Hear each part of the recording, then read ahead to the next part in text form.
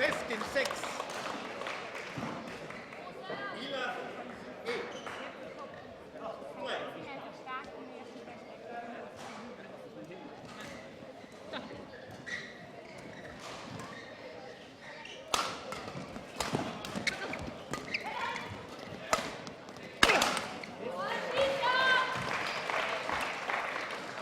16-6.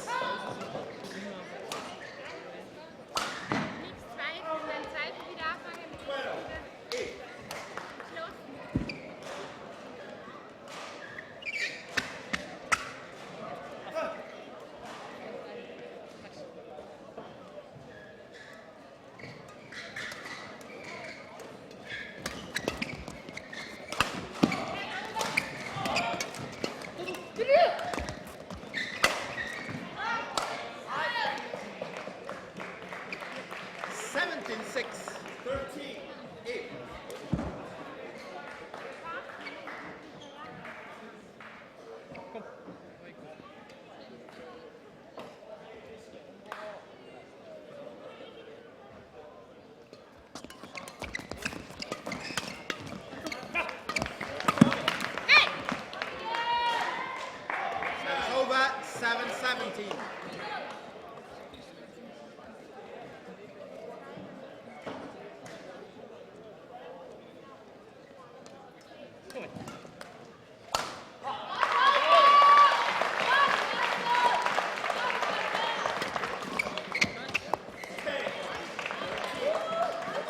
Service over 8-7.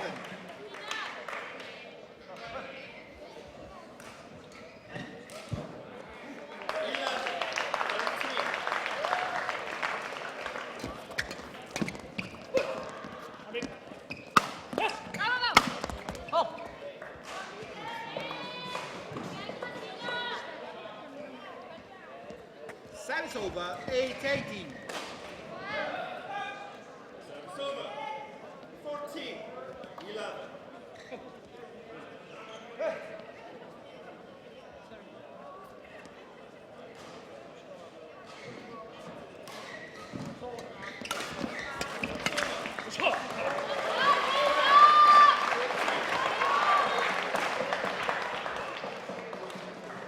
Service over 19-8.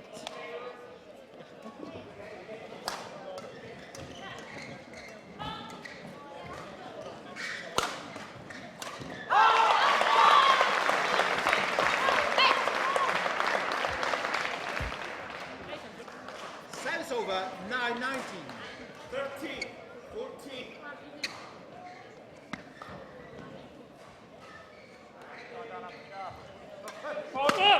Service control. Service over 20 game point 9.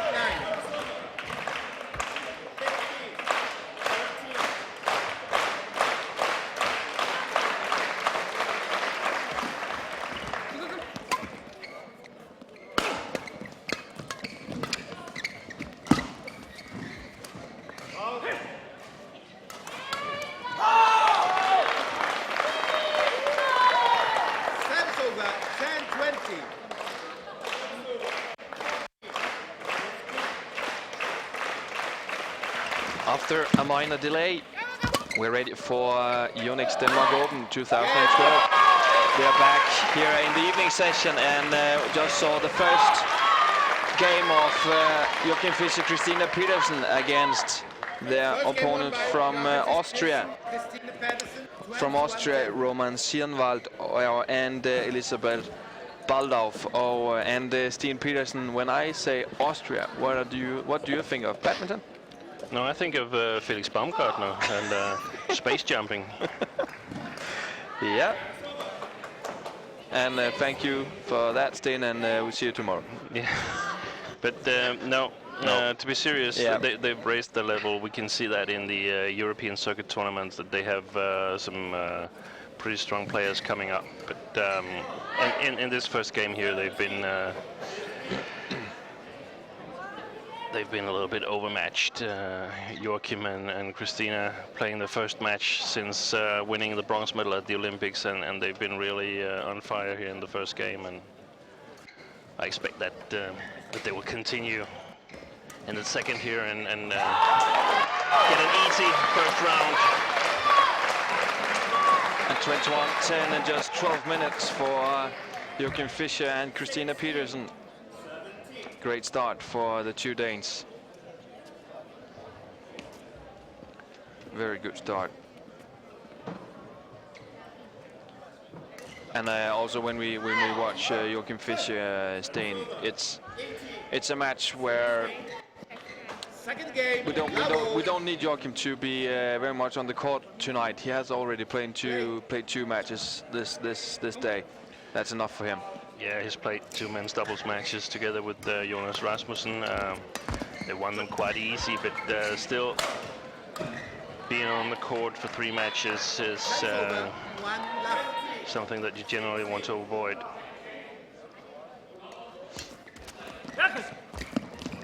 And for the first time in this match, Austria in lead with 2 points.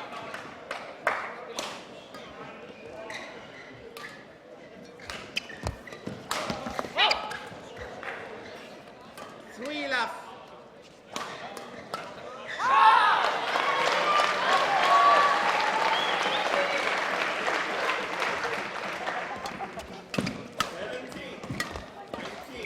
Great rush to the net from Joachim Fischer.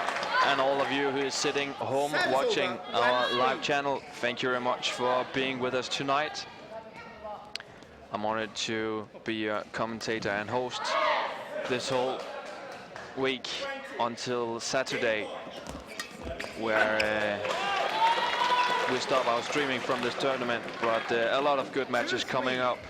So stay with us, and I'll talk you through it together with, among others, you, Steen. It's a great week we're going into this time. Yeah, it's a lot of good matches awaiting on us. Premier Series here, and all the best players in the world gathered for the first time since the Olympics. So yeah, it's just stay tuned at your computer and follow all the action here. Yeah, it's amazing to see how many stars there's on our course in this week into this tournament. And Joachim Fischer, of course, one of them, together with Christina Petersen, defending champions here from Odense. Service over 4-3.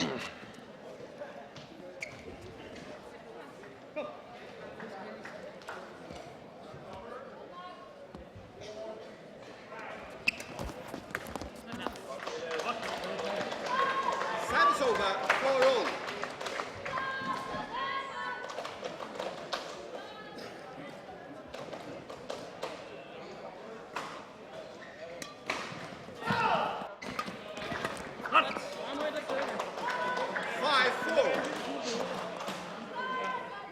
And Steen, it says a lot about what kind of viewers we have on this channel. I'm sure that my girlfriend actually is watching, and she's not a big badminton fan, but that shows all about what this tournament is about. It's a huge tournament, a huge start from the first day, right? I think she just misses your voice, Rasmus. I don't think so. I'm not sure. But the stars are huge in this tournament. And what does it seem to Danish badminton that that we have a tournament like this on our ground? It's of course important to be able to present all the best players in the world. Everybody in top 10 has to play the tournament, so that's really nice. And then yeah, it's also a good opportunity for Danish companies to present themselves at this stage. There's a number of foreign journalists here, and they're going on a tour to visit also some of the sponsors of this tournament. So a lot of opportunities for promoting Denmark and Funen. And we got a question from one of our viewers called Jacob Orsted, asking, as far as I know, or as far as I can understand, the Premier status as a Premier tournament is not safe for Denmark yet, but we have to make a request on still being a Premier tournament. And what's the status right now? Jacob is asking. Yeah, I think the status is that there's been the countries have filed applications for the next period. I think it's 4 years actually for the Premier Series, and several countries have applied to host a Premier Series. It's Denmark, it's England, it's China, and Indonesia. 4 countries that already hosts a Premier Series at the moment. Korea has chosen not to continue its Premier Series status, and then 3 new countries have applied to become a Premier Series nation, and that's Australia, which is very, very interesting, and Malaysia, and then also Chinese Taipei. So that will be decided by the BWF Council. Yeah, what do you think about that? If we have a tournament going to Australia as a Premier Series? I think that would be really nice. Would be nice to get another continent represented in the Premier Series. It could be nice if Northern America would like to host a Premier Series as well, but Australia sounds really good. And who's out then? Depends. I mean, I don't know if 5 is the limit, or they might want to add tournaments to this series. But, the way I see it, Chinese Taipei has a very slim chance of getting a Super Series, so they might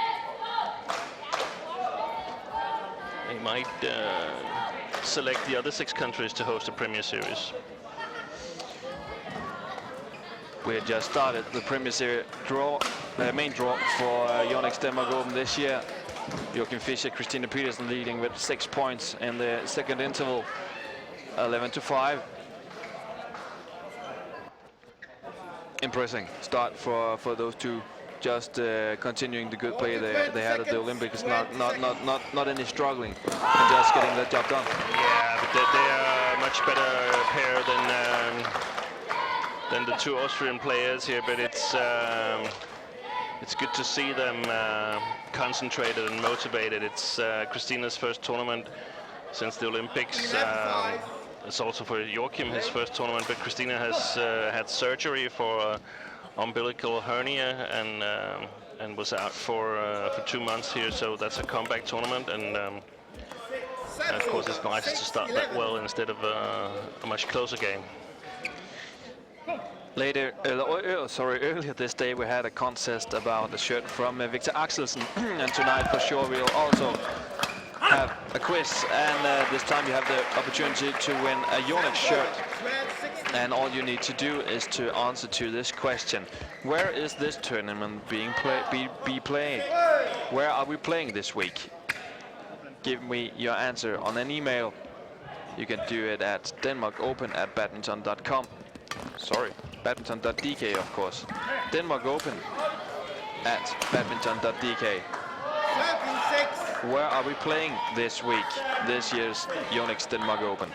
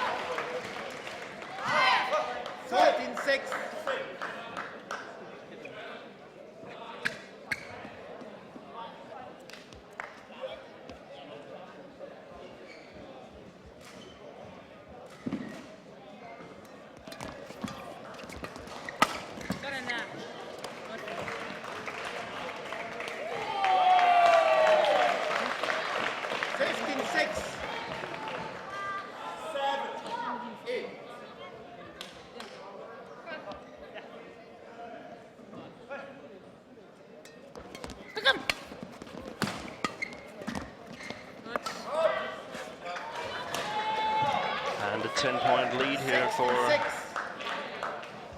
Danish Olympic bronze medalists.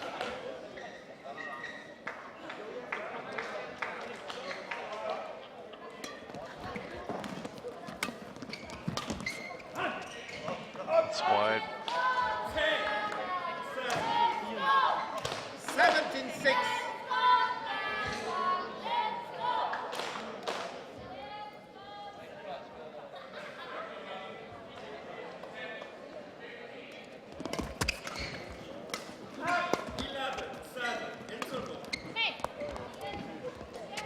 Service over, 7-17.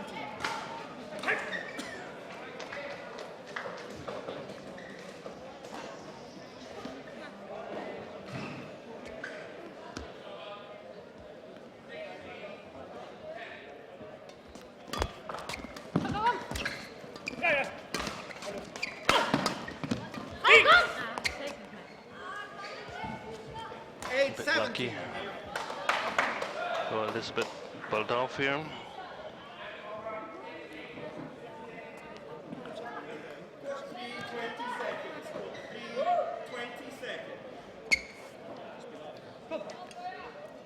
And when Joachim and Christina are proceeding to the second round, they will face a bit tougher opponents as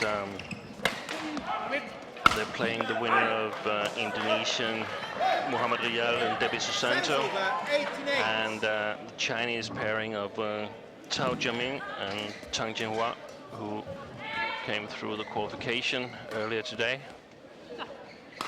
We don't know yet who will win that match, but that will be the opponents for the Danes tomorrow.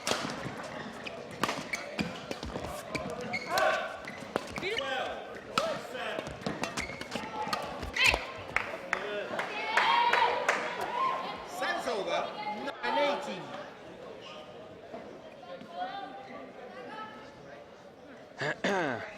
And 9-18 service for Sinwal. And not much of a chance for the two Austrians this time. It's a tough day at the office for those two. Yeah, it's been a pretty straightforward affair. They have to look at it as experience in playing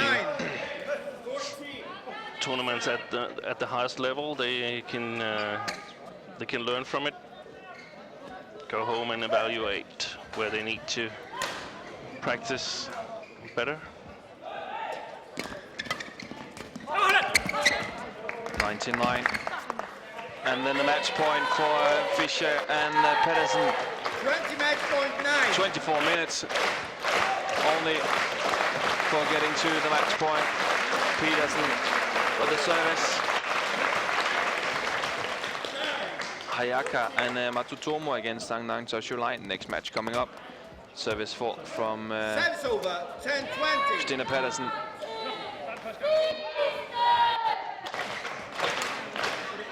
Good. Cheering for the Danes on home ground in Odense.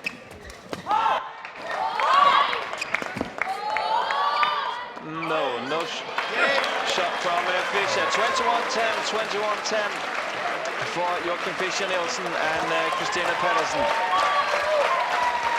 And Steen, not much of a fight as we expected, so to say. Oh, I guess that was what the Danes hoped for. 25 minutes of court time. Joachim has been there a lot today, and for Christina it's nice to be on the court and no pressure on, so they haven't used a lot of mental energy on this match, and yeah, it's time for a shower.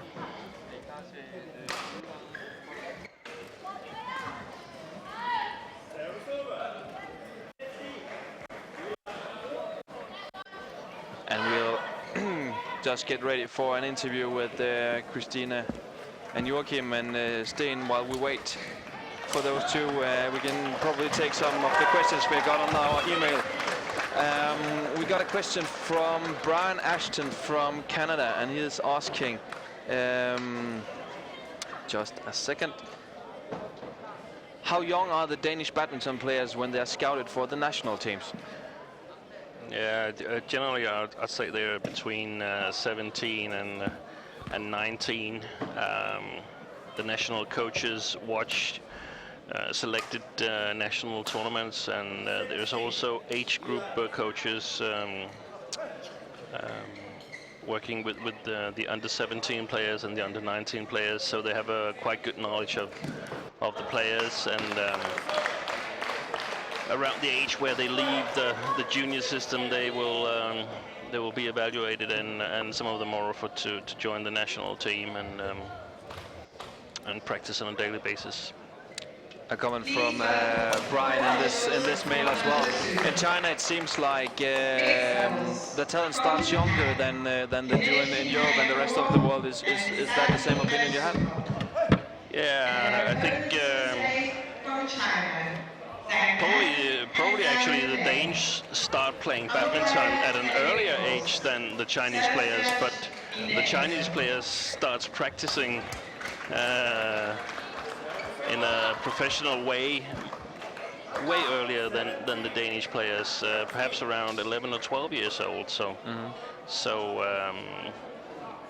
the Danes and the Europeans start playing badminton for fun, and in China it's more organized, the way I see it, and the way it was when I last visited China and had a chance to watch some youth badminton.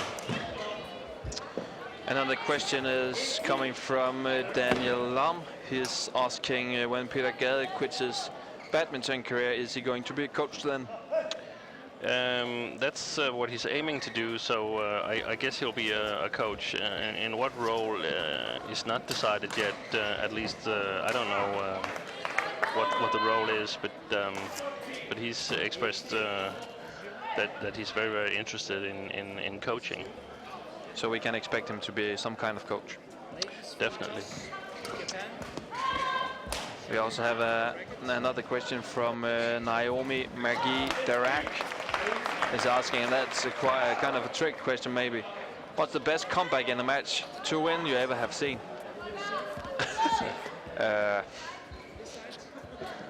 Give me a minute on that one. Okay, I remember All England final for Mathias Bo, Carsten Mogensen's 2 years ago, I think. Now I'm quite sure the best comeback. The best comeback I've seen was in Thomas Cup 1996. It was the first men's singles between Paul-Erik Høj Larsen and Dong Jong of China in the semi-final of the Thomas Cup, and Dong Jong was one set ahead, winning the first game 15-6, the old scoring system, and ahead 13-1 in the second game. And Paul-Erik came back to win 18-17, 15-11 or something like that. And that was the most amazing comeback I've seen, I think. Impressive. And we are getting ready on court number 2. We have a match between Japan and China. On the left side in the black and white jerseys, it's Kenichi Hayakawa and Misaki Matsutomo. They're up against Zhao Yunlai, Zhang from China in all yellow. And no doubt about who's the favorite here, Sten. Yeah, we have to give that to the Japanese, credit right? to the Olympic and World Champions. They're good. Yeah, they've been playing well. They have. They didn't win the Denmark Superseries last year. No. I think they lost to Joachim Fischer and Christina Pedersen. They did. But after they beat the Danes in Hong Kong, they were quite dominant for the next 8 months. 8 months, yeah. And crowned it with winning the old Chinese Olympic final. Yeah, and in the Olympic tournament, we also saw that they are a couple who just continuing pushing, no easy days, just playing their own style of playing. Yeah, they were of course nervous. It was the first Olympic experience, and they weren't playing at the top of their game in all the matches, and nobody is at the Olympics, but still they managed to play well enough to win quite easily. And Sten, if we look on their resumes. On my right, Nothing. They haven't won yet. Almost. Saki, Matsutomo, Except Japan. for here. On my left, But Sten, before you answer that question, we will get to our reporter on the sideline, Marie-Louise Albers. She's ready with some of the players who has been in action this evening. Marie-Louise, who are you talking to? Hi and welcome. We're now doing an interview with Joachim Fischer and Christina Pedersen from Denmark, who's defending champions in the mixed doubles here at Denmark Open. And Christina and Joachim, you just won your first match here this evening. How did you feel out there on the court? Yeah, of course, we feel great to be back here. We haven't played since the Olympics, and it's also nice to be back in Denmark to play a tournament. And as a defending champions, we're of course trying our best for making good results here. And Christina, you've been out for a couple of weeks, and now you're back at this tournament in Denmark as well. How is it to be back? It's really nice. I hope to be back here in Denmark Open. So I'm pretty happy to have the chance to play here and together with Joachim. Is she fit, Joachim? Yeah, of course, she is fit.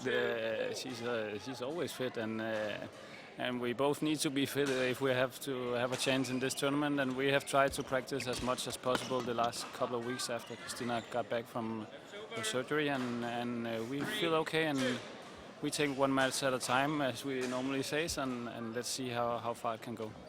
But what can we expect of you in this tournament? You can expect a big fight for sure. We'll promise that. Next match is going to be very difficult for us. It's going to be a Chinese or Indonesia pair. So we know that we need to play close to our very best if we want to beat them, and we'll try to do that. And you, Joachim?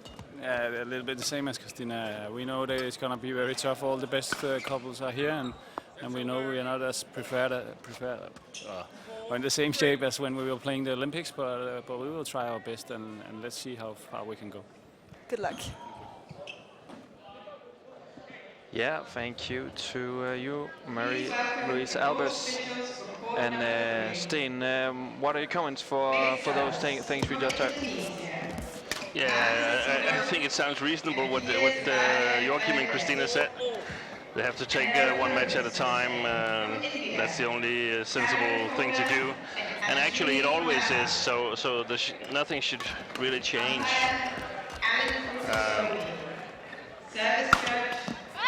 And they said in interviews before the tournament that they try to play a little bit better every day, and I think that's exactly what it's all about. Improving a little bit day by day, and not necessarily worrying too much about the results in this tournament, but more about getting the game back together. But also, Christina said, and you can also expect a big fight, and that's the other things. One of the other things that badminton is about, isn't it? And especially for this pair, who is really strong in the head, mentally very strong. And sometimes intimidating to the opponents. Very dangerous pair with the steep smashes from Joachim and precise services from Christina. So it'll be interesting, and as they say, they have a close match tomorrow. Yeah. So let's wish them all the best. And also a good start from the Olympic champions, Zhao Yunlei and Zhang Nang. Zhang Nang, who also played 2 matches this day, but compared to Joachim Fischer, it hasn't been a very hard day for Zhang Nang. Now he's played the men's doubles together with his new old partner, Bao Chai. Had to go through qualifying to get into the main draw, but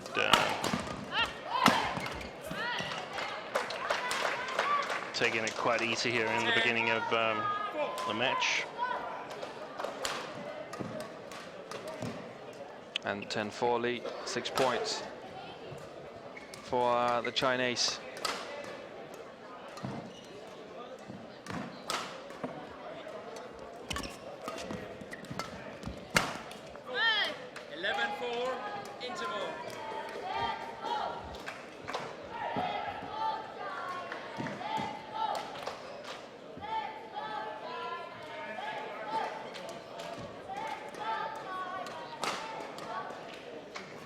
And staying another question here in the interval of this mixed doubles.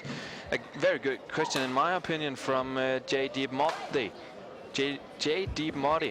who's asking, how would you guys rate, who would you guys rate as the top 3 men's doubles players, not pairs, but players today?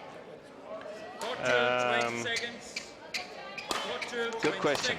Yeah, I've thought about it from time to time, and at the moment,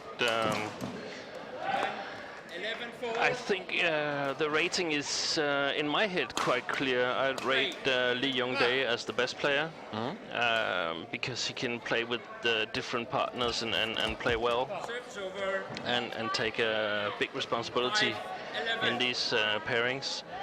And the second player, who's very close to Lee Young-dae as well, it would be Kai Yun from China.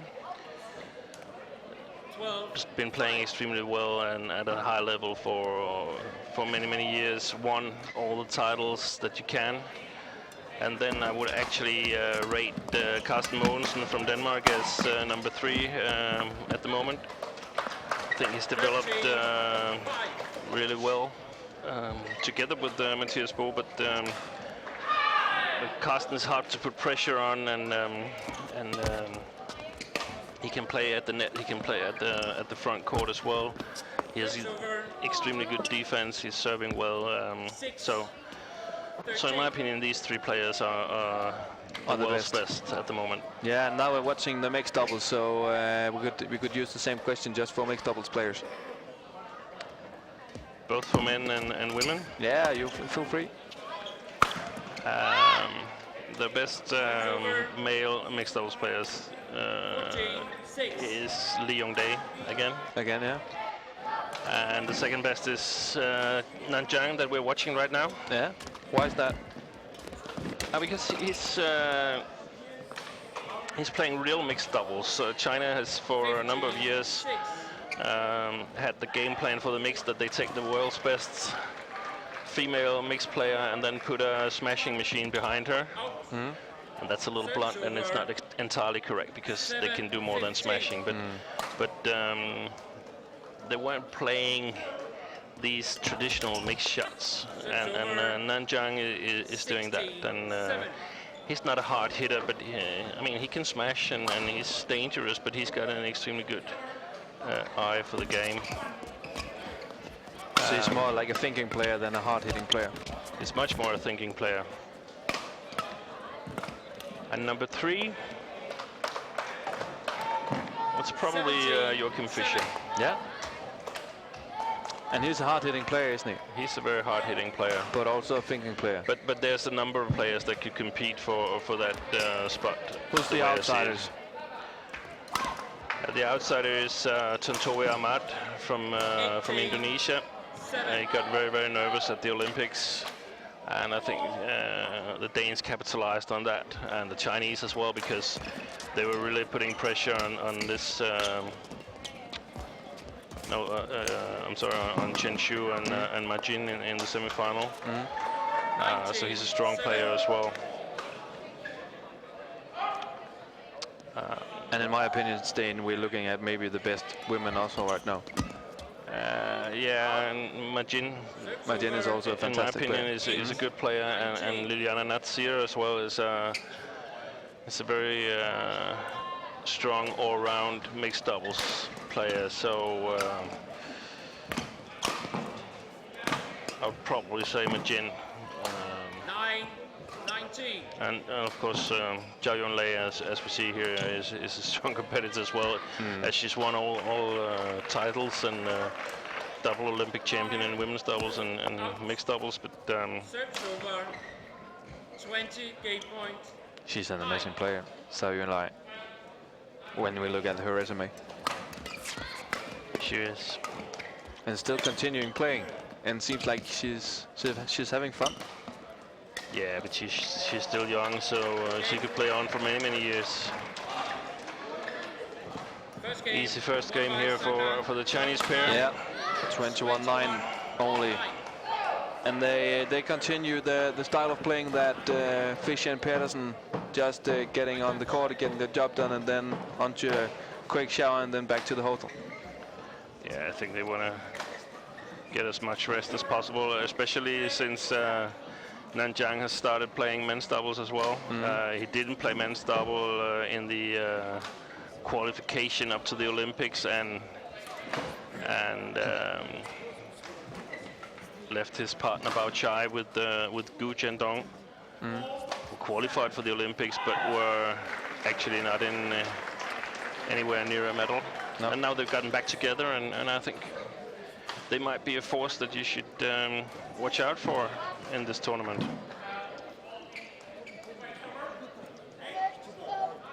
Also, they arrived here in Denmark, I think Saturday or Sunday, so probably they still have a bit of jet lag and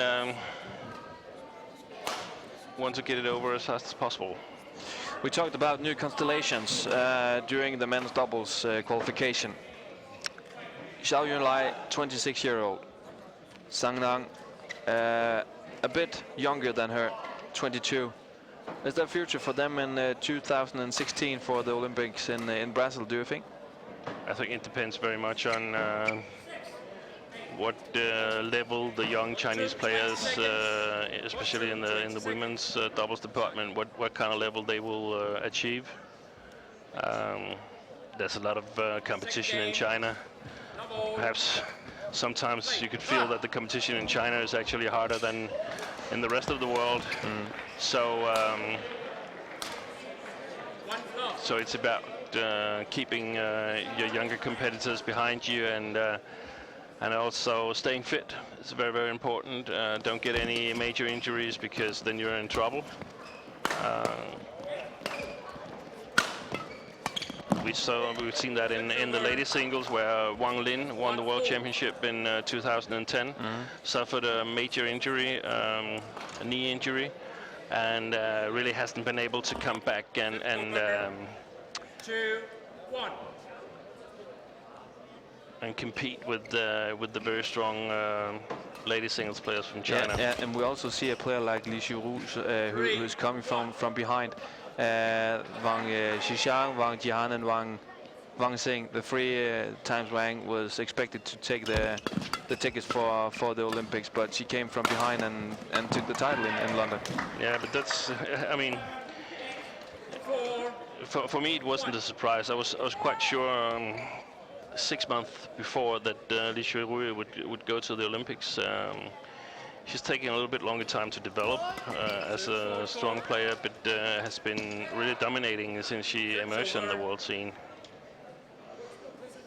Just for info, on court number 1, Robert Blair and Vita Marisa against Robert Matusiak and Nadia Stasiba.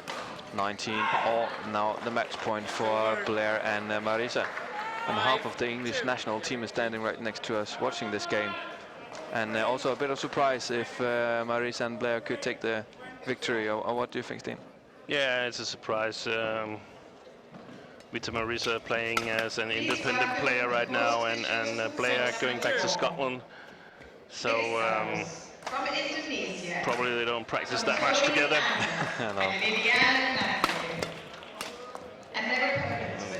Well played here by Jiang Nan and Xia Yunlai, and they just continue. They've met once before, these two pairs, and it actually went to 3 games in Singapore Open. And it's difficult to see how they should make this into 3. Yeah, there's a lot of drift. Sorry, a lot of 8-2. yeah.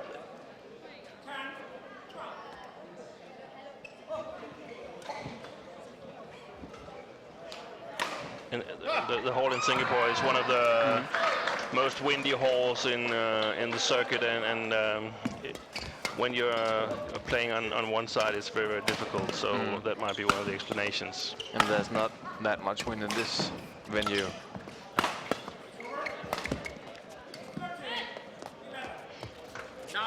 Two.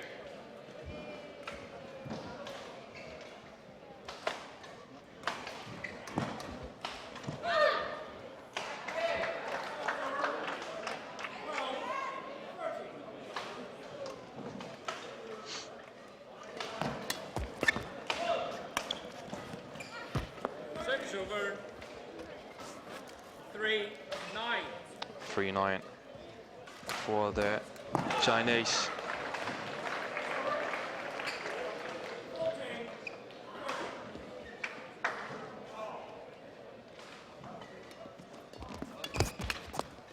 Over 10-3. Don't hesitate if you have a question for me or Sten or both of us. Ask a question at Denmark Open at badminton.dk. The best question of the day will be honored with a signed poster. All the stars of this tournament have signed the poster, among others Sao Yun Lai, one of the names. So feel free if you have something in your mind.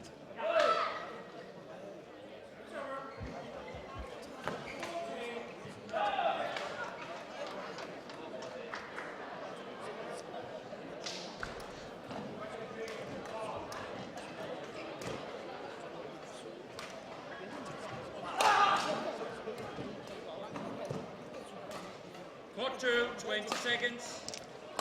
Court 2, 20 seconds.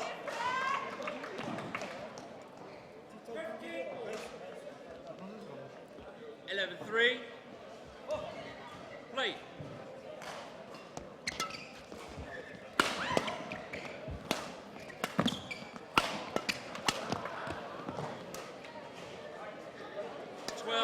Three.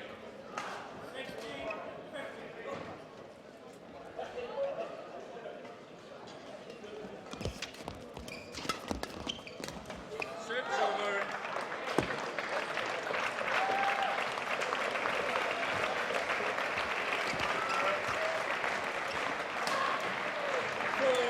And for information, we can just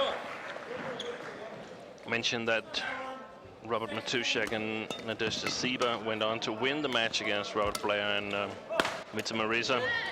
The scratch pair out of the tournament. Yeah. Seems right. 25-23.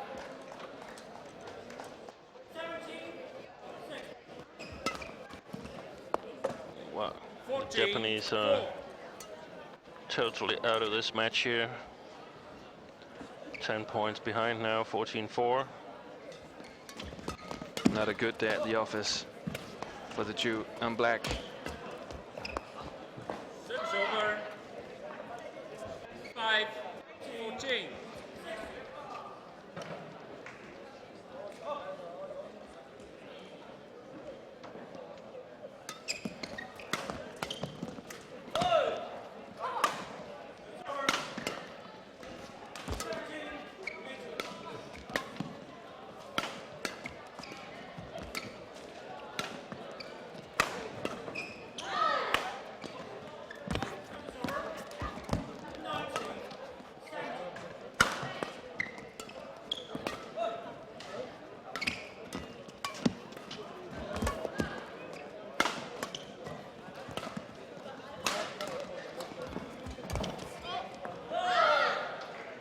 Over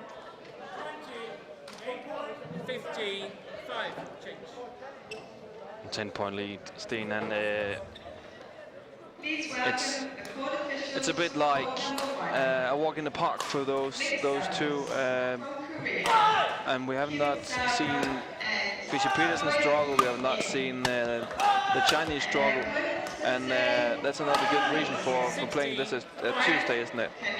Just getting the job done for some of the players, preparing for tougher games on Thursday and Friday. Yeah, I think There is some tougher matches. We've seen this match with the Polish pair against the Scratch pair from Scotland and Indonesia. 17. Went all the way 23-25 in the decider. So I just think it's good that we play one category on Tuesday, because there were too many matches on Wednesday, and we would finish up late in the evening, and every spectator would have left the hall. So it's much better to play these 16 matches and then have a nice schedule for 19. the other categories tomorrow. No mixed doubles tomorrow. No. Second round played on Thursday as usual. That's normal, yeah. So Serves over. this is the better solution. And Sten, to be honest, there's more audience in the venue tonight than we have seen before on the Tuesday. That's also because we have some better matches, isn't it? Yeah, I think that it's more interesting to be in the hall when the main draw is on its way. That should be more appealing than watching the qualifying. Great stop from Matsutomo. 7, 19.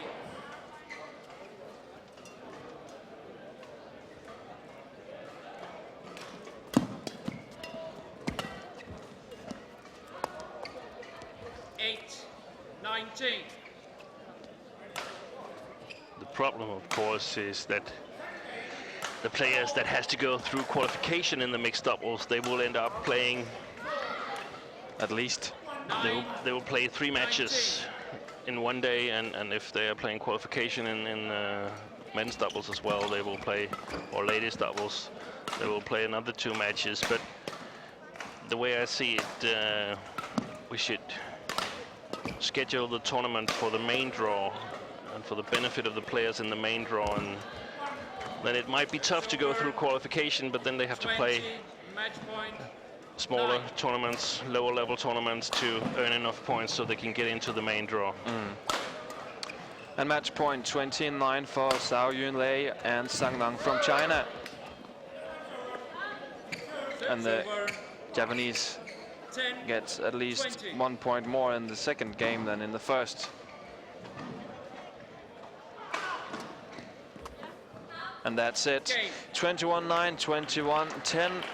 And that's all for the Japanese, of course. The Chinese are ready for another match tomorrow, which is, of course, on Tuesday. And stay with us. We'll be back in a few moments with another mixed doubles, Denmark against Korea.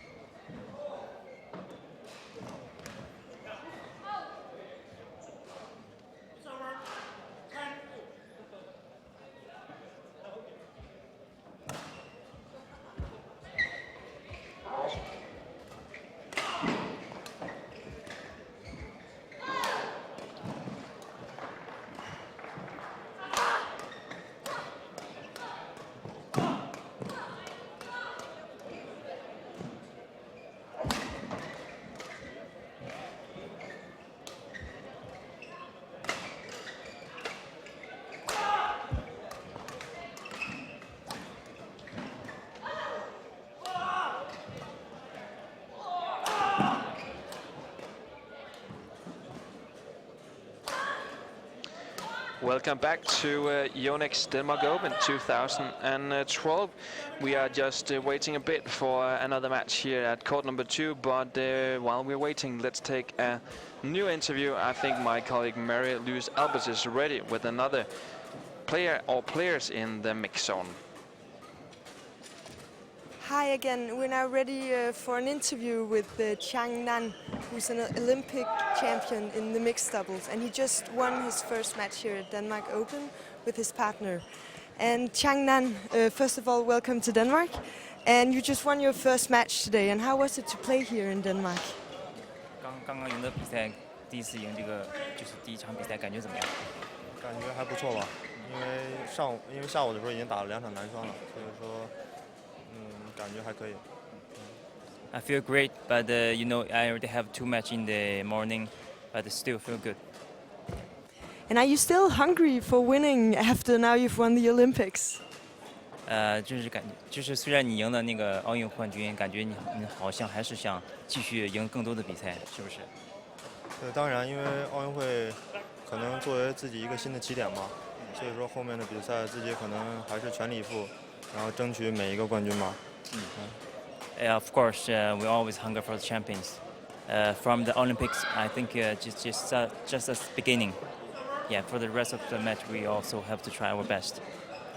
Okay, and then you've been playing some Danish mixed doubles quite a lot of time, and you always have some really tough matches as well.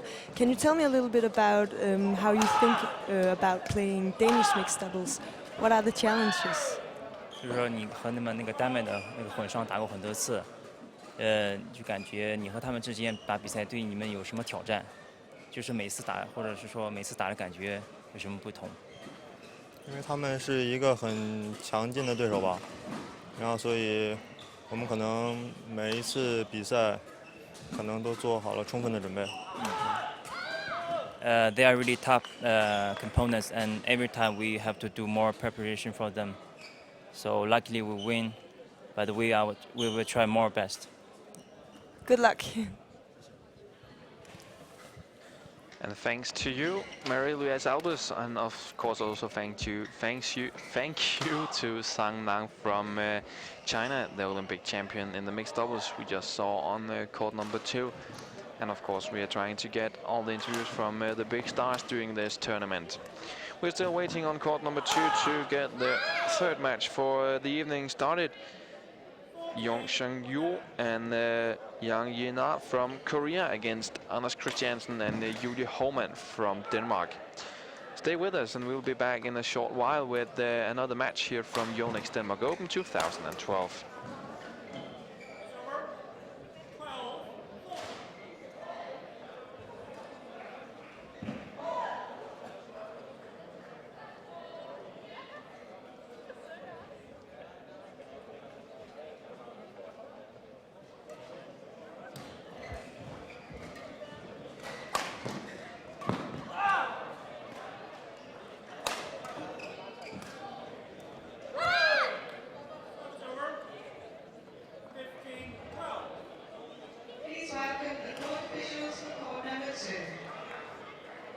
Mixed doubles from Korea, Yoon-Sung and Jang Yi-na. And their opponents for today, from Denmark, Julia Holland and Anders Christiansen. Umpire Julia Engel, service judge Wojciech Osorski.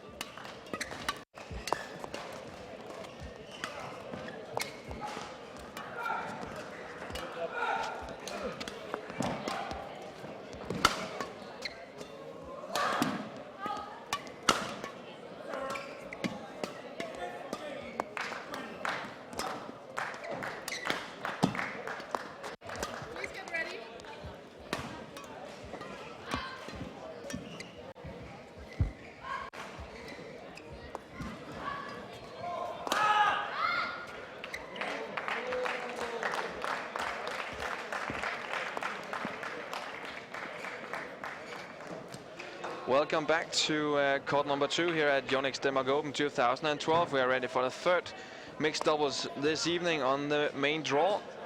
Jo and Na from Korea against Christiansen and Holman from Denmark, and Steen Petersen, former national coach of Denmark. What to expect from this game? Yeah, I think it could be quite a close match.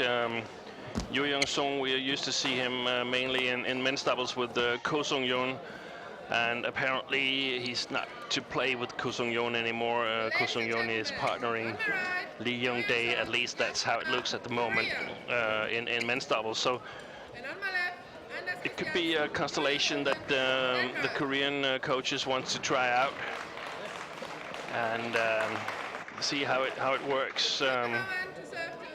Yi Yanang has been playing in one of the best 3 ladies doubles. Must be the only one allowed to play international tournaments at the moment. 2 young players. Even if Yo has been playing on the men's doubles circuit for quite a while, so probably.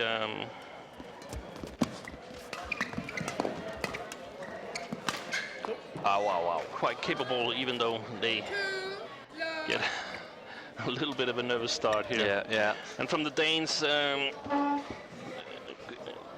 new constellation as well. Julia Holman used to play with Mads Kolding, who's now partnering Camilla Juhl, and Anders Christiansen was playing men's doubles and now tries his luck in the mixed, and played some good matches in China and Japan a month ago, so it'll be interesting to see if they can follow that up here. The position is a little bit tougher than they've experienced so far, so an interesting match. And who's the favorite? Koreans? It's a 50-50 game. I think it's really difficult to call that. Yo has a higher level as a doubles player than Anders has, but we have to see if their game plan has developed, if the Korean game plan has developed. The Danes have a clear game plan, I think. So. And what's that? That's Julie to go to the net and Anders to work from the backcourt. So that's what they're looking to do. They don't want to play too much. Exactly, and that's also their vulnerability. They don't want to play too much in the defense, and they don't want Anders to move a lot from side to side. So they want to be in control.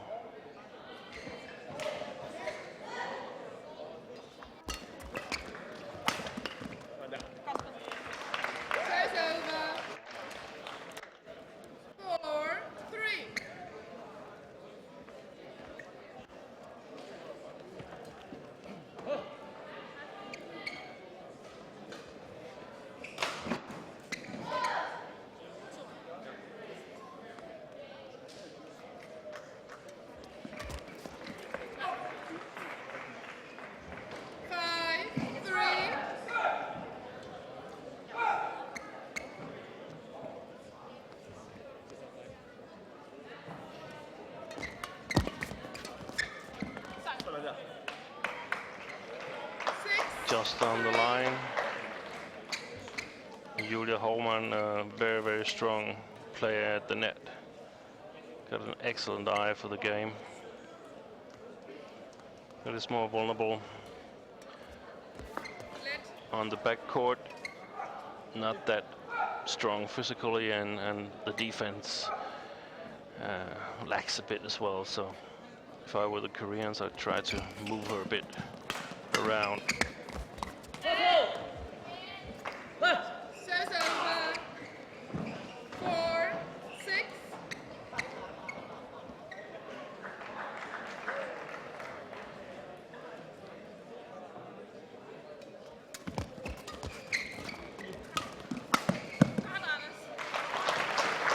Good movement there from Anders Christiansen.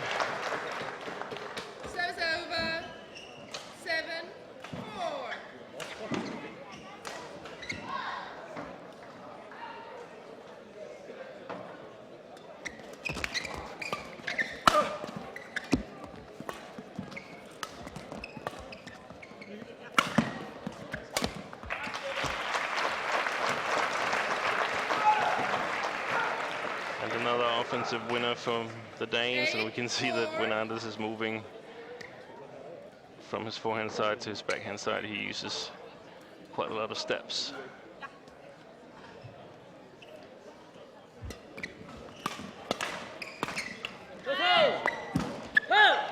Good attack here from Yonex.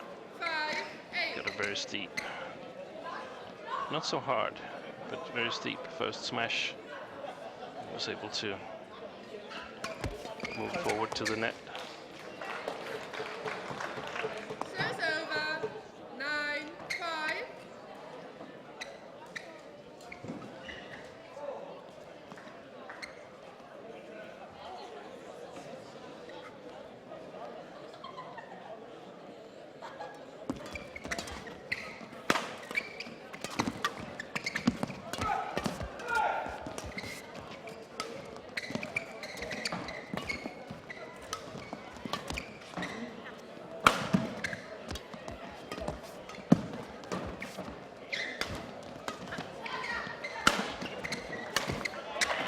Excellent play by the Danes. Very patient.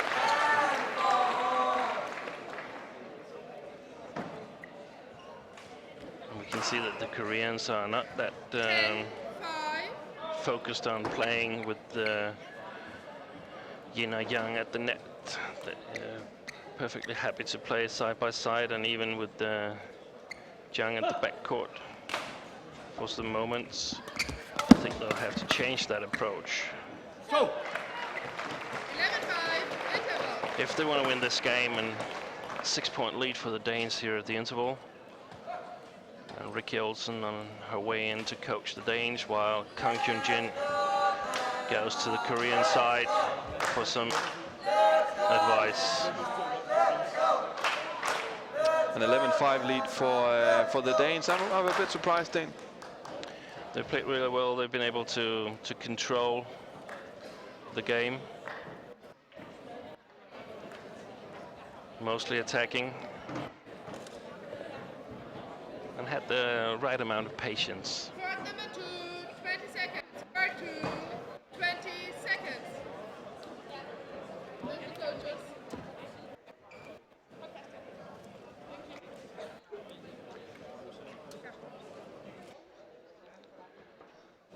Interesting to see if there's any change in the Korean game plan here after the interval. And what should they change? Oh, they need to try to take the initiative in the rallies. If they continue to play defense, I think their plan might be to try to tire out, wear him down, Anders Christensen, to make him work a lot, and then counter-attack in the second game.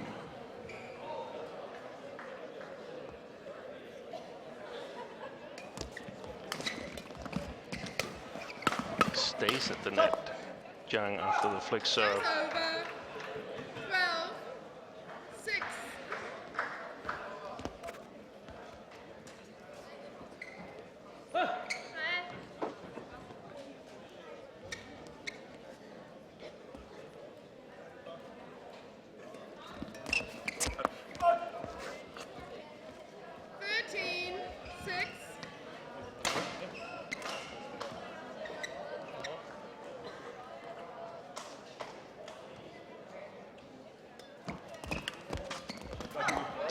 Excellent play by Julia Holman here.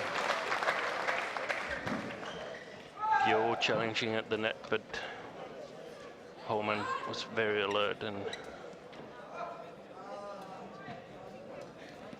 killed it.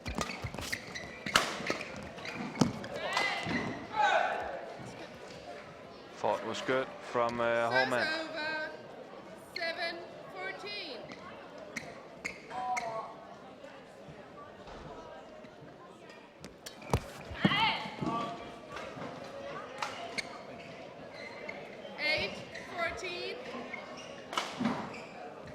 Are you surprised that it's not Yo who's playing together with Lee Young-dae in the men's doubles?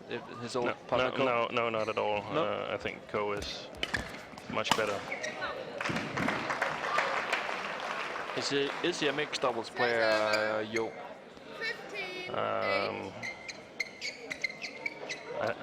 I'm not really sure. We'll have to see.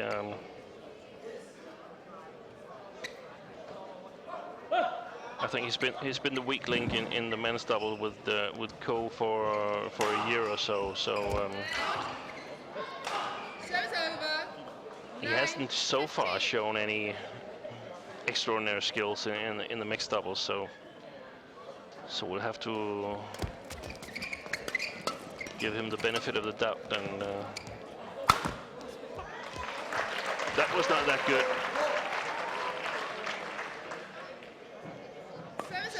16-9 lead for the two Danes. Yeah, and now it's important for the Danes to close this first game with a big win, so the Koreans don't get any little bit of confidence, or the coaches get any good ideas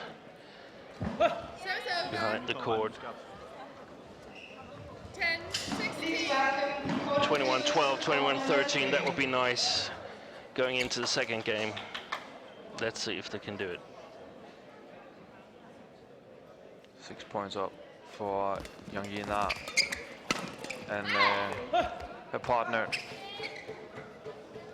11-16.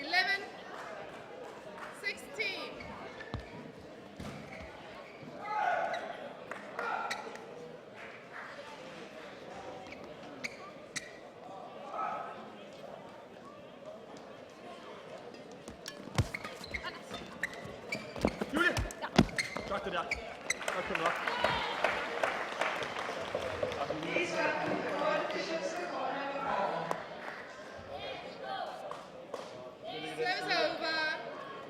17-11.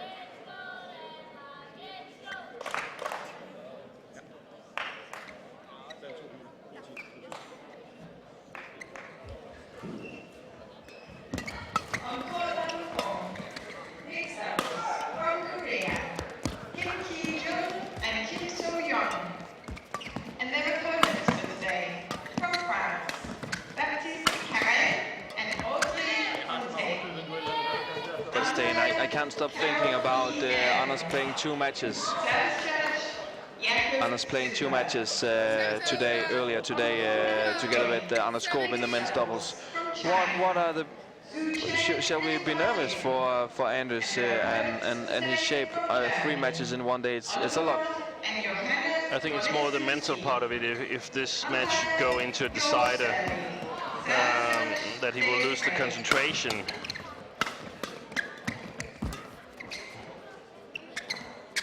It's long. 13-17.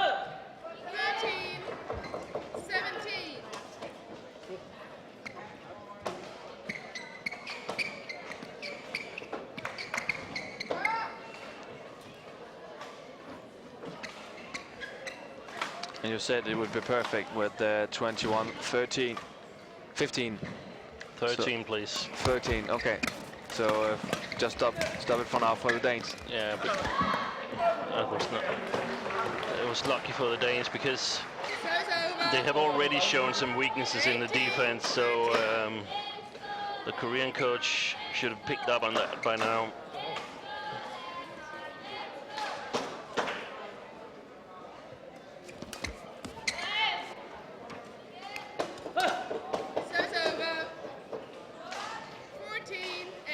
I was pretty sure moments ago that they would win this game easily, but now they still have a big advantage, but they must be careful.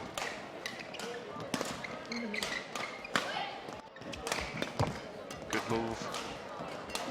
Also good defense from the Koreans.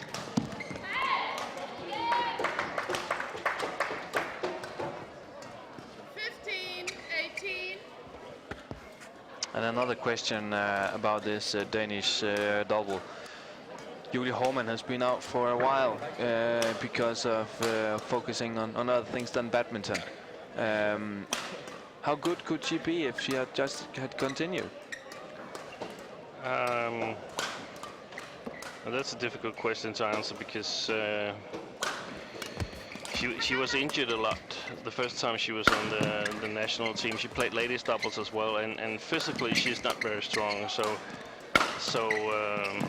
playing ladies doubles with a lot of smashes, focusing on the defense, I think that caused a lot of injuries for her. So I think actually she's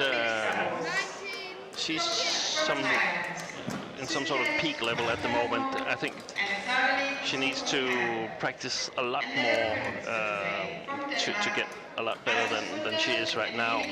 If she should succeed in that, she would need to work on her physical strength.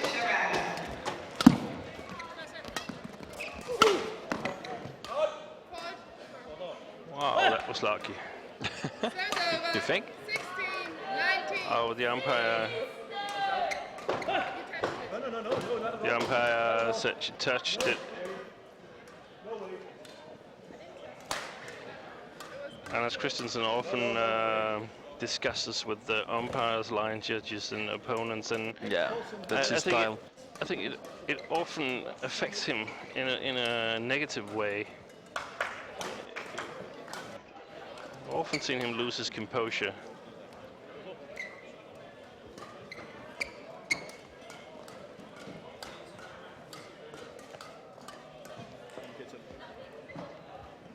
Let's see now if the Danes can win this next rally. They could. Service fault from Yang Yina. And a game point for Anders and Julie. And good support for the Danes at their home ground.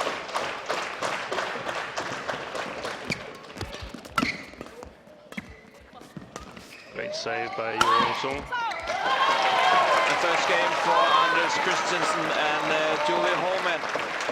21-16 against Yisung Yao and Yang Yina. And don't hesitate, if you have a question for us, you have the possibility for winning a signed poster. A signed poster signed by all the stars in this tournament. Among others, Yang Yina, we are watching in the picture right now, getting some information from her coach.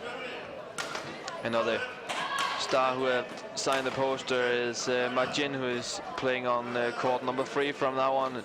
Her first match at this year's tournament.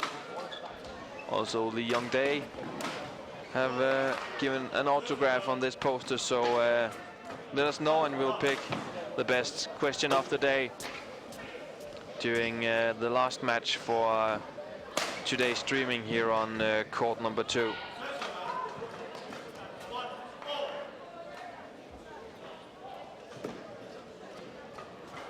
We have got a lot of questions about ladies singles and men's singles.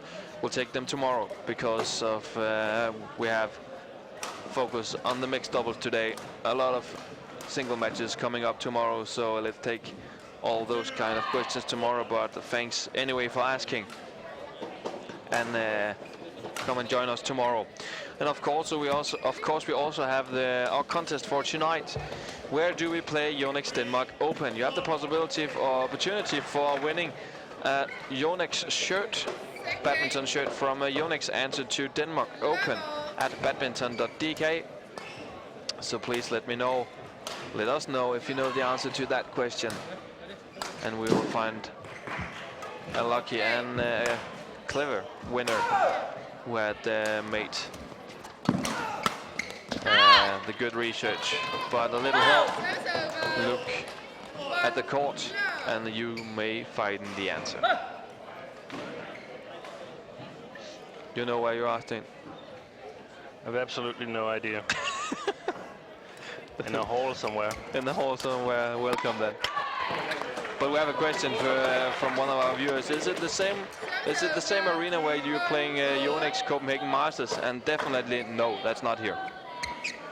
That's even smaller and more intensity. But tell me a bit, it's not even the same city. As Danes up with 1 game for against 0. What are they doing wrong? Sorry, what are they doing right? Of course, they are controlling the game.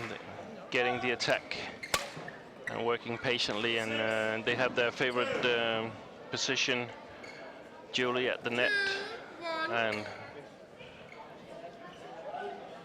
Anders Christensen at the backcourt.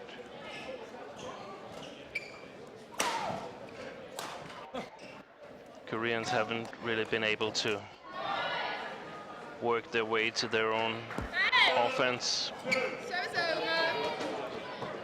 2-all.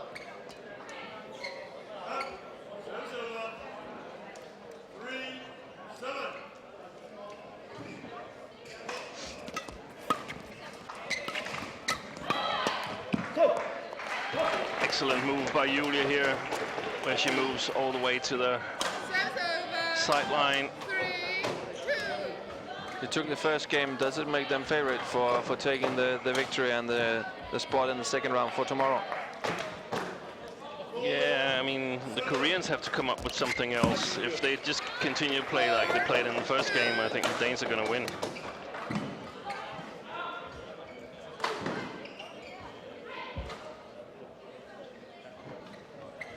And just to make a correction, of course, it's not tomorrow. It's Thursday. We are continuing with the mixed doubles.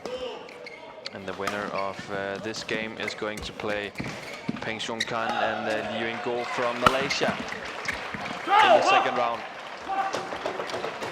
The 5-2 lead now, and we saw Julia Holman moving before the Koreans had actually returned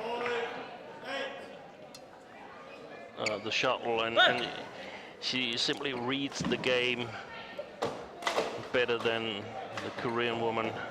Yeah, we talked about a hard-hitting voice and thinking players before. One of the good thinking players is Julie Holman. She's good reading the game from the beginning of a rally. Excellent reading the game when the Danes are in control and when she's at the net.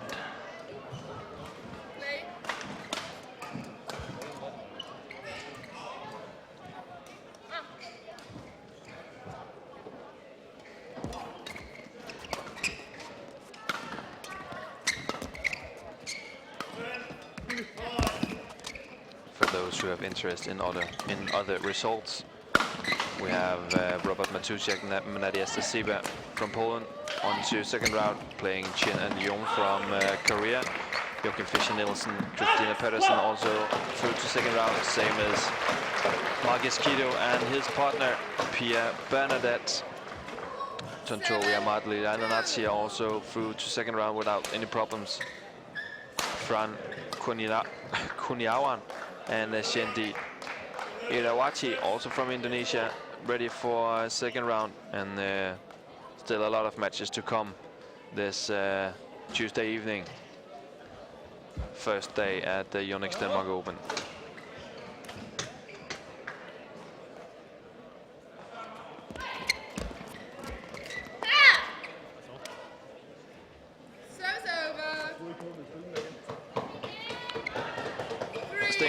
What do you think of what we're watching? 10 points played in the second game. Yeah, the Danes have continued the good play from the first game, and the Koreans haven't been able to make any countermeasures. Nice patient play again here from Anders Christensen. We had a rally from 6-2 to 7-2. It was really great as well. Very, very patient. And it's important that he not just force it. Yeah, I mean, he doesn't need to go for the winners. He can just build on the control he got. And now Julie starts killing it from the backcourt as well. So at the moment, it's looking really, really good for the Danes. It's looking very good for Holman and Christensen. And we also started the longest game we have on tonight's schedule until now. Unless that the Danes just need in about 2 minutes for getting the job done. I'm not pretty sure they won't do that. No, and we probably also got the answer to one of the questions that we asked ourselves in the first game, if Yoo Young-sung is the future mixed player of Korea, and at the moment it doesn't look like it. No, definitely not.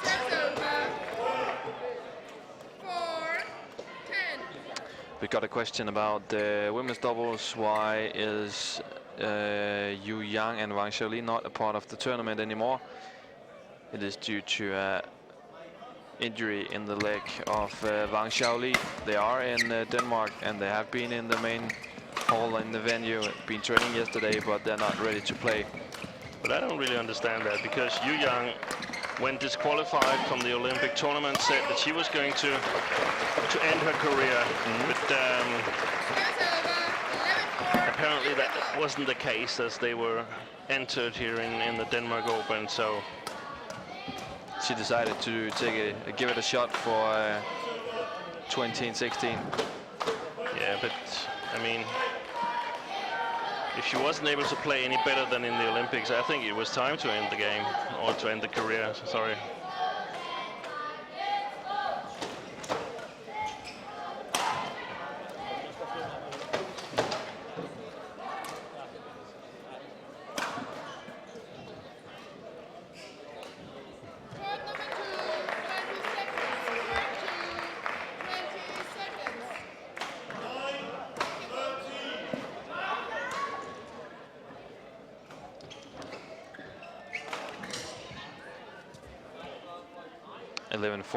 Lead for Julia Hormann Anders Christiansen from Denmark. And let's take a look at tomorrow's schedule here on court number 2, because we are running a lot of matches tomorrow. Among others, Hu Yun from Hong Kong against Chen Long from China. We have, of course, a lot of Danes on the schedule. Janne Jørgensen against Vladimir Ivanov, Russia against Denmark. We have the defending Olympic winner in women's singles, Lee Xiu against one of the biggest talents on the international stage, Itanon Ratchanok from Thailand. We have Tine Baum against Se Kan Chan from Hong Kong. We have Peter Gade in his first match here at Yonex Denmark Open against Varma from India. An exciting match against Lee Chong-wei against Victor Axelsen. We have top-seeded Mathias Bo, Carsten Morgensen against Chris Adcock and Realis. And Sten, maybe the match I'm looking the most forward to tomorrow, the second last on the schedule. Ki Ken Ko and Bu Yong Tan against Lee Yong Dae and Sung Hyun Ko. It's the first round in the men's doubles. Yeah, on paper it's a good match, but I think Ko and Tan has been really disappointing in the last year or so. So I would expect the Koreans to win quite easily in 2 games, but hopefully they can surprise me, the Malaysians. There's been a lot of discussions in Malaysia whether they should continue playing together or split up and get new partners, but they're still together, and we'll have to see what they can do tomorrow. What's your highlights for tomorrow? Oh, there's many. I think Internon versus the Lee Xiu could easily be a final in a Premier Series, so that will be interesting.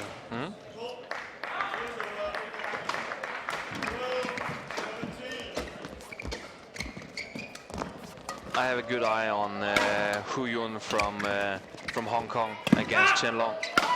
Hu Yun is a player who has been performing very well in the last couple of months after the Olympics.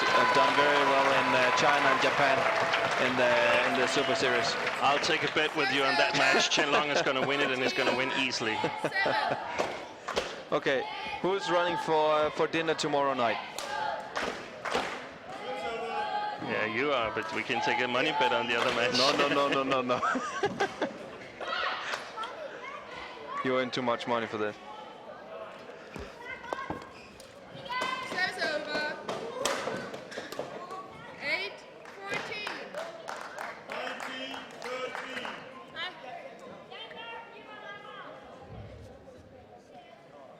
Vi skal bede ejer af ZV 40-170 om at flyve deres spilfælder ulovligt parkeret.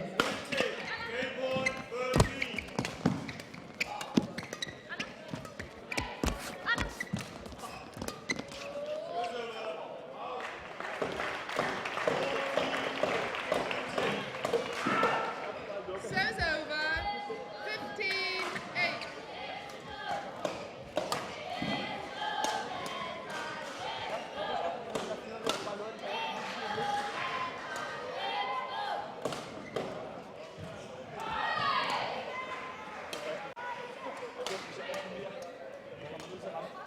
Klar med kæsten.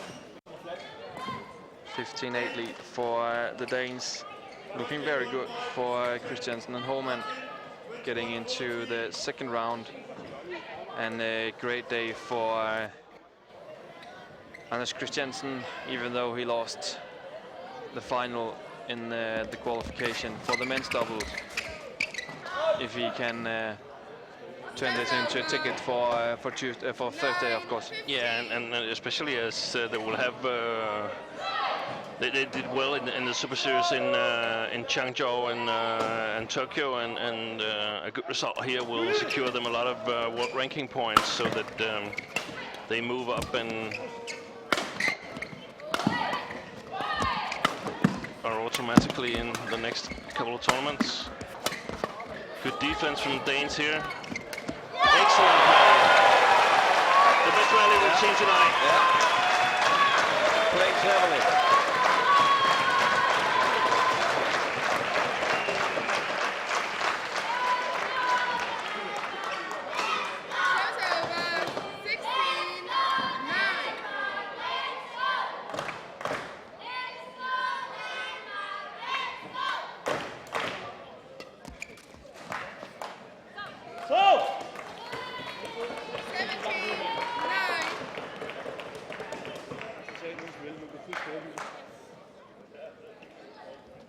Jeg har den, der blev lidt for vild. Der var dæk den korte.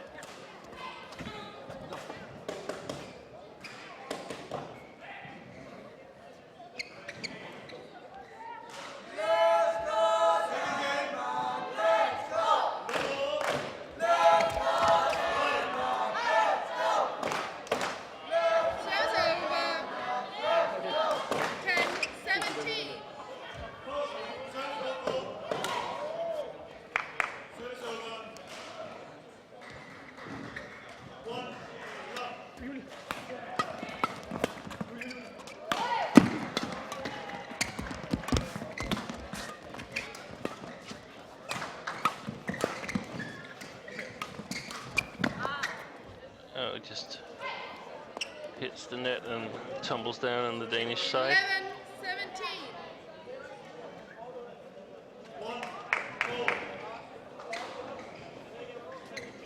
11-17. 6-point lead for the Danes, and it should not be a problem for them to get the job done now.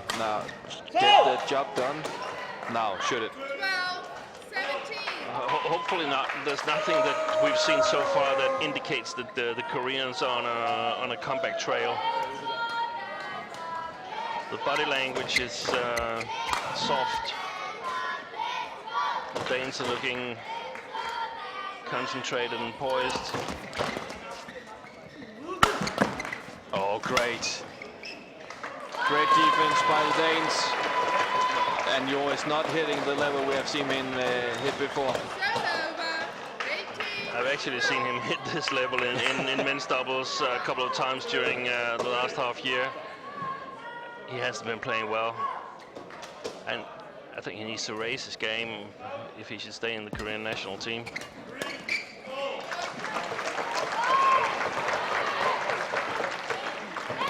And now this is a win for the Danes. 19-12, they're not gonna throw that away.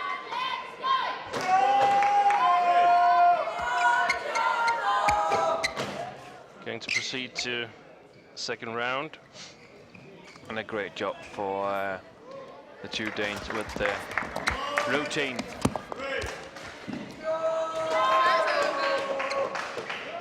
Calming each other down, the two Danes. good to see that they're not just jumping around and so just taking it easy. Yeah, but there's no need to jump around. This is an easy game. They've controlled every part of the match. Match point for Denmark against Korea. Christiansen with the serve for Jol. Good service from Christiansen. They did it. Anders Christiansen and Julie Holman ready for the second round here at the Yonex Denmark Open 2012 on home ground in Denmark. They continued the good strike of winning. They have proceeded from the two first tournaments together. They reached the quarterfinal in Japan and China. Julie and Anders, and now they are ready for the second round. And shall we expect more of those from those two players, I think? Can they do it again tomorrow? It'll be a much tougher match tomorrow. They're going to play a fifth-seeded Malaysian pair. Champeng Song and Liu Yingguo, and that will be a difficult match.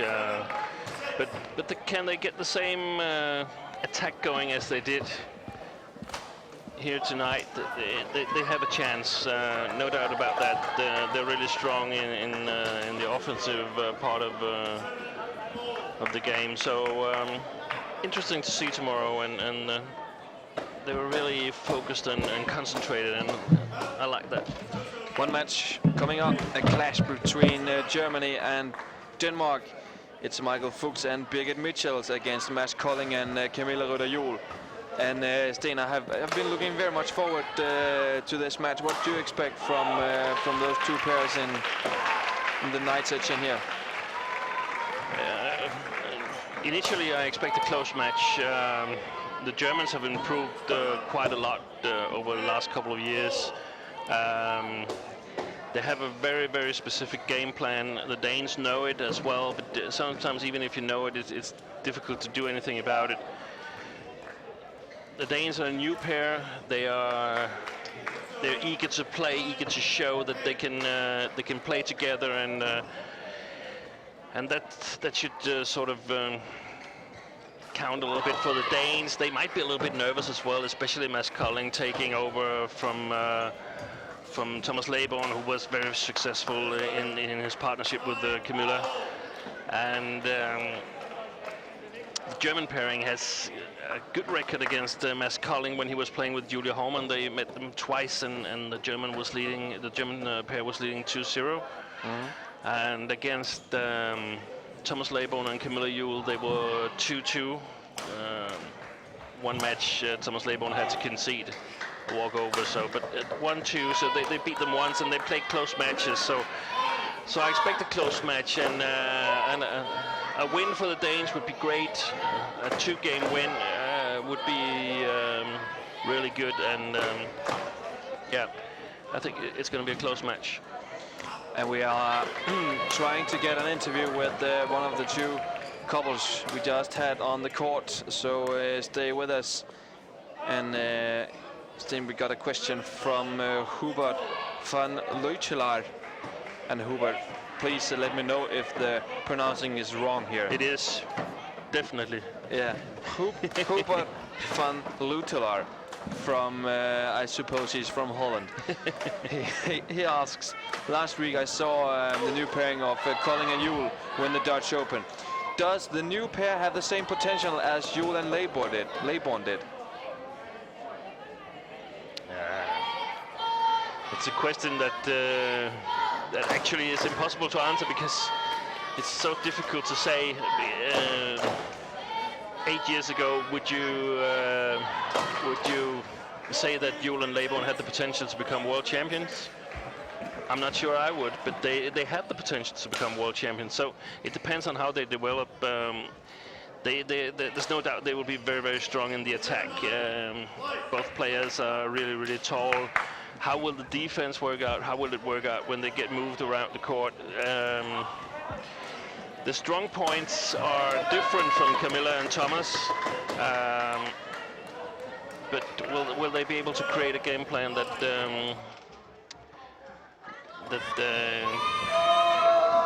utilizes that? That's the big question. It's also two different kind of playing styles, right? It will be I expect it will be a very different playing style that we'll see than from the one that Thomas and Camilla played. Don't hesitate if you have questions for us tonight. Ask a question at our email account, denmarkopen@badminton.dk. And remember that we are honoring the best question of the day with a poster signed by all the players. But before we get to the last game here at court number 2, let's go to the mixed zone. Marie-Louise Alberts, you are ready with some of the players we have seen in action. Take it away. Hi, I'm now ready for an interview with the two quite happy Danish people because they just won their mixed double here at Yonex Denmark Open 2012. And Anders Christiansen and Julie Haumann. What succeeded today? Well, it's difficult to say just 5 minutes after the match, but I think we controlled most parts of the game. First 3 shots in each rally we dominated, and I guess we controlled the game for the biggest part. How was it to play out there, Julie? It was very fun. It's always fun to play at Denmark Open and just be on our home court. It's very good. Why can you think that you play good matches together and have a good partnership? Well, I guess we suit each other. Our playing styles suit each other well. I mean, Julia's really good at moving into the net, and I'm good at controlling from the back and hitting smashes. And I guess today it worked out really well for us. So now you're through to the main tournament, and what are your expectations now? I don't know actually who we're going to meet now. Malaysia, yeah. We have to see some videos of the Malaysian couple and just focus on our own strength and just see how far it would take us. And what about normally, how do you prepare for big matches like this? Well, I try and relax as much as possible. And this week I'm staying with Janne Jørgensen, and he helps me a lot to relax. We have a lot of fun together, and despite him being a little bit noisy at night, it's okay. So I'm pretty relaxed, and Julia's maybe the more serious part of the partnership. Well, watching video, and she's a good influence on me. Yeah, and you, Julie, what do you do to prepare for a big match? As Anders just said, that I'm going to see some video of the opponents and see how they serve, and yeah, and then just make up a plan for us and just discuss it with Anders and just go for it. Well, good luck from here. Steen Petersen, Anders Christiansen just said Julie is the serious part of the partnership. Is it also the picture you have of those two together? I really didn't have any sort of picture of them before, but so what they're saying now makes perfectly good sense. That she's the more serious part. I mean, she's been out of the national team, coming back in after finishing her education and so on. So very dedicated. And now we know that Janne Jørgensen is snoring. Yeah, apparently snoring. Yeah. So maybe we should go find some earplugs for Anders so he can be fresh for Thursday. Getting ready for the last match at today's schedule here at the Yonex Denmark Open court number 2. We have a question from Erik Bergqvist from Sweden, and Sten. He asked, how many of the mixed double teams do you think are actually contenders for the title in a tournament like this? Yeah, that's a good question. I think the two Chinese pairings, Joachim Fischer, Christina Pedersen, the Indonesians, Sutket and Sarah Lee from Thailand, so 5 or 6 pairs approximately. And Sten, I have talked about it before. I know that you have some suggestions for changing the plans for a tournament like this, with about maybe group playing of fewer pairs. So what are your thoughts? Yeah, an idea could be to play with 24 players in the tournament and play 8 groups of 3. Only one makes it to the to the quarterfinals. So you'd have to play 2 matches before the quarterfinals, exactly as it is now. But you get a little bit fewer pairs in the draw. Hopefully a bit more even, a bit better matches. So that could be an idea to do that. And also for the Premier Series, don't play qualifying. I mean, the 24 best players are in the draw, and that's it. Perhaps leave 1 wild card for the host nation that they can decide in each category. They can give it to any nation. It doesn't have to be a Danish pairing. So that if there's a strong pairing that is not qualified for the Premier Series, they can still have a chance to get into the tournament. So we don't have any qualifying. We just have the 24 best pairings in men's doubles, ladies doubles, and mixed doubles playing. And we need to have just one player through to the knockout stage, because we could have the same problems as we got at the Olympics. Yeah, just pairs losing just for tactic. Yeah, 3. I mean, the singles group play in the Olympics worked out fine. 3 pairings, and the winner progresses to the knockout stage. That should be okay. A suggestion from Steen Petersen, former national coach of Denmark. And we are, of course, streaming from court number 2. We'll do it again tomorrow, Thursday, Friday, and Saturday.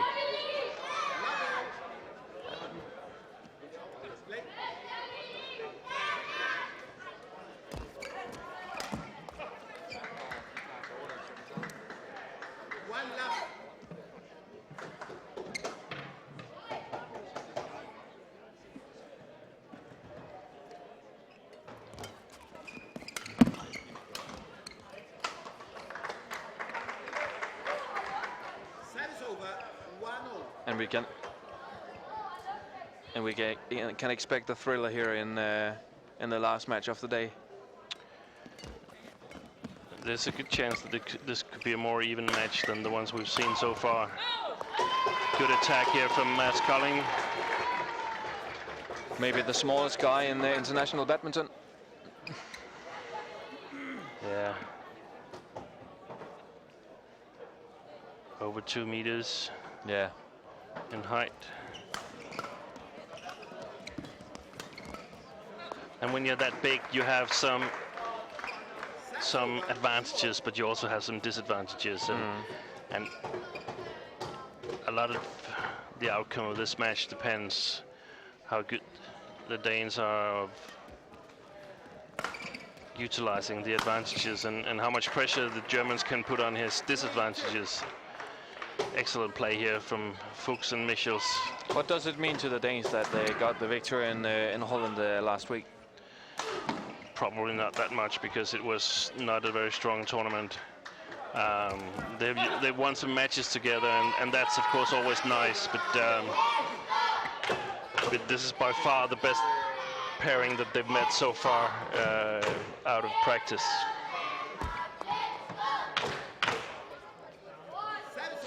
And we are ready for another interview at the mixed zone. And Steen Petersen, watch out.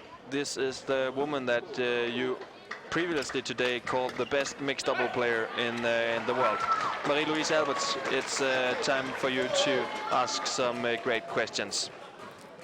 Hi, welcome back. I'm now ready to do an interview with one of Chinese. This is very talented double player and mixed double player. She's called Mi Jin. And Mi Jin, you just won your mixed double match here at Denmark Open, and you're through to the tournament as well. And I just want to say welcome to Denmark, and then I want to ask you how you think about playing here in Denmark as a Chinese player. 这次来丹麦打比赛感觉怎么样？感觉啊，反正这边的空气啊环境还是很好，但是比北京要冷很多。然后听我声音最近就有点感冒嘛，然后一直鼻音很重。Yeah, I feel good, but unfortunately, I'm not get used to the weather condition. you can hear my voice and get a little bit funny sound. But I still feel good. The atmosphere and the environment.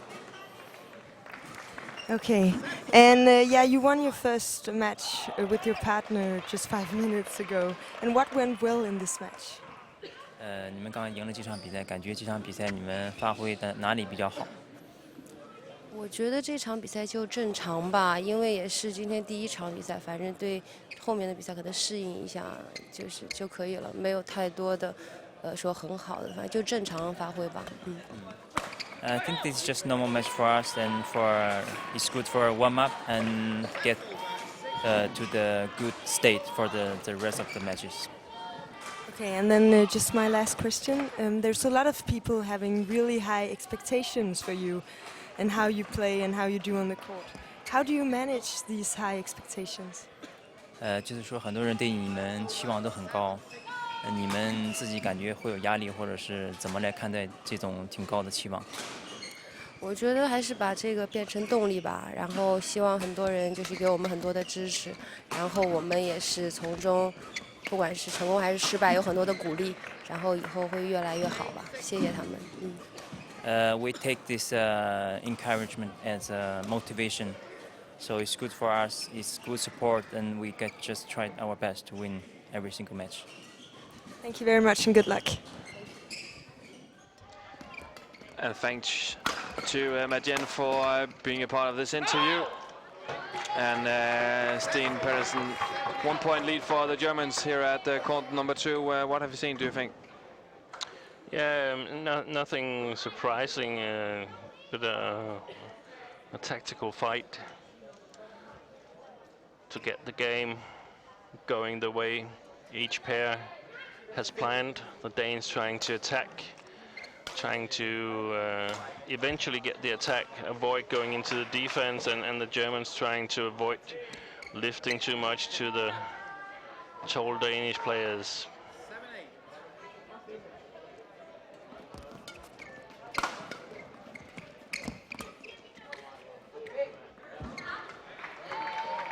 Good call by Mads Kolding.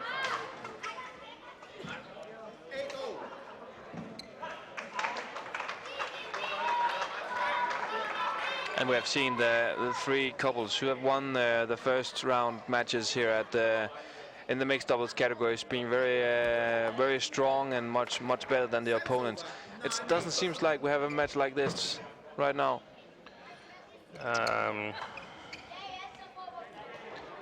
No, so far it's been quite even. I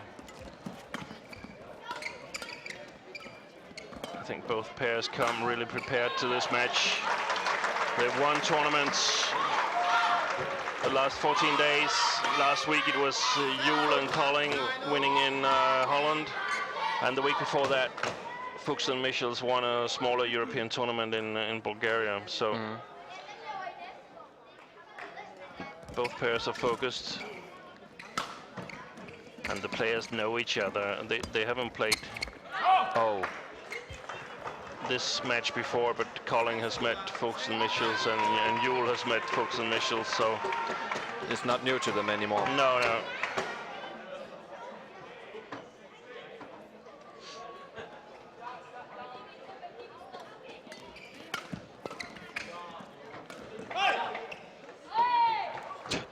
German coach is Jakob Høj. Yeah. Been German national coach for, I think, 3 years now, and moving on to England to join Kenneth Jonassen. He's going to be in charge of the doubles in England, while Kenneth will take care of the singles. So, so he knows the Danish players well. And the Danish national coach on the court, Lars Ure, coaching Camilla Røder-Juhl and Mads Kolding.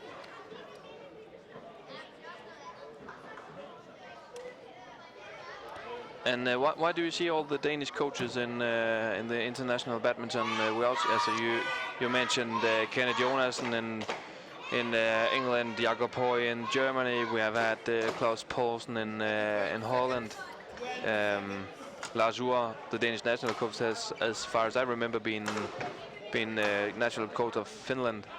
Yeah, but that's quite easy. It's because the Danish coaches are very good, and Denmark is the leading nation in Europe, and that means that there's a lot of good coaches that decides to go abroad and use their expertise in other parts of Europe and also in other parts of the world, because we also have an Australian national coach that comes from Denmark. It's Lasse Bundgaard.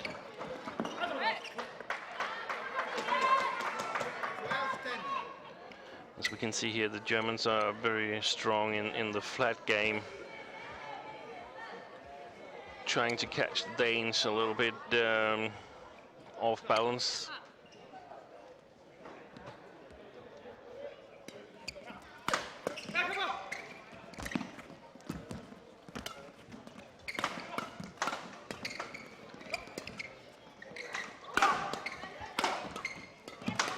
Good defense. Oh yeah, great defense. Oh. Killer from Mads Kolding. Great rally for both players. All four players are smiling. Yeah, fantastic rally. Nice to see the follow-up from the Danes, but Birgit Michels should also be satisfied, because she survived a lot of attacking strokes from Mads Kolding, and if she can continue doing that, insecureness might get into the Danes. Good move by Camilla Juhl there. She was moving towards that part of the net, and probably Michael Fuchs sensed that and tried to place his shot too close to the line. 12-all, Mads Kolding with the service for Michael Fuchs. Flicker. Good return by Fuchs. Ready for it. Service over, 13-12.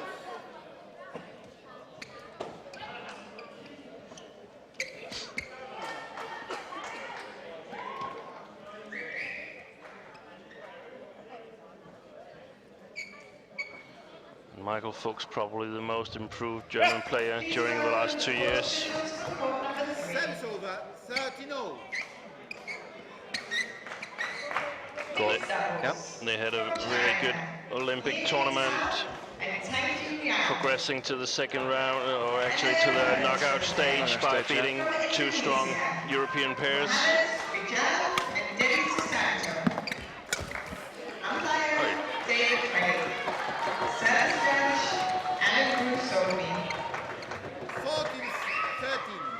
The Danes have a bit of momentum at the moment.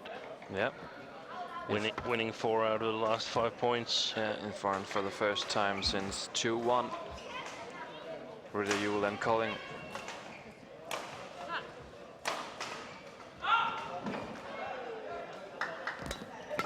Good service. Yeah.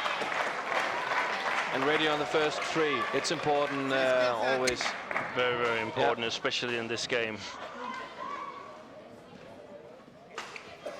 The Germans are not going to lift unless they have to. 12-10 for Germany. There's now 15-13 for Denmark. Oh, 16-13 now. Momentum for the Danes, as you said, Stein.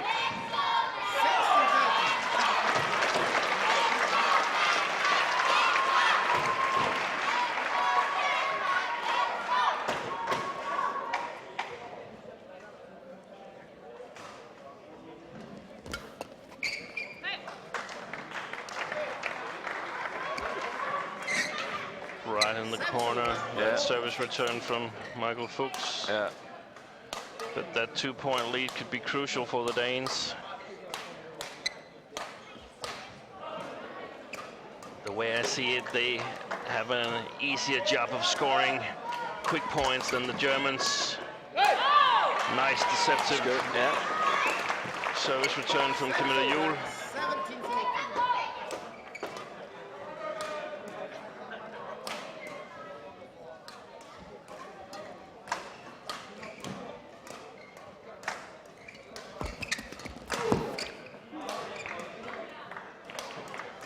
18-14.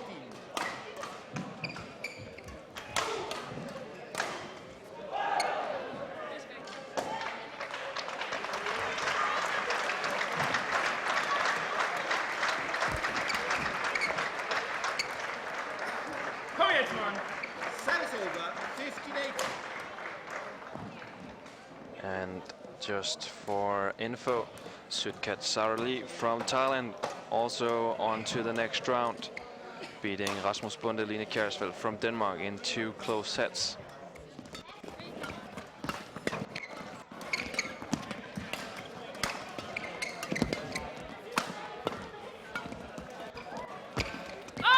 Excellent play by Mads Kolding here.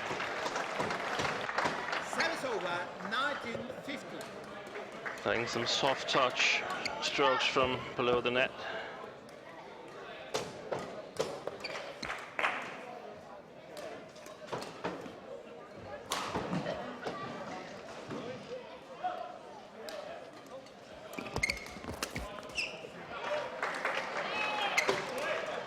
Service over, 16-19.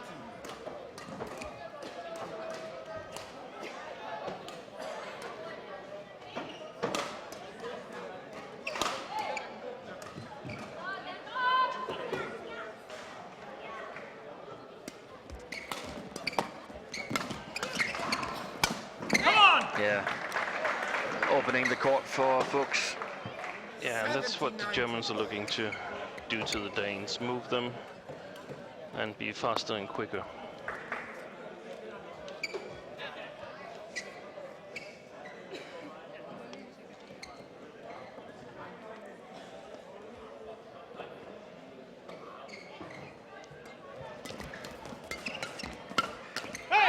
Excellent.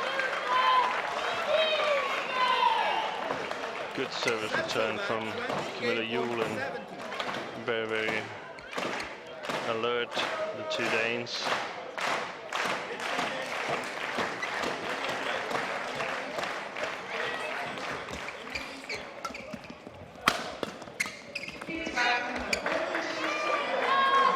Service over, 18-20.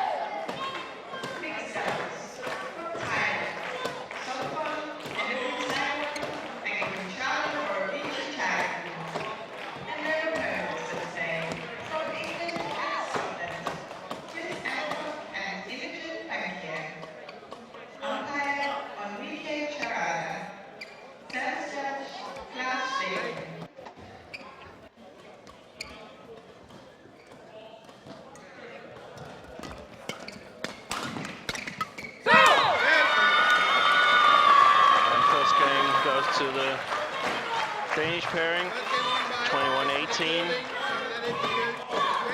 Very, very good period shortly after the interval, and they kept their composure for the remainder of the game and going up 1 game ahead.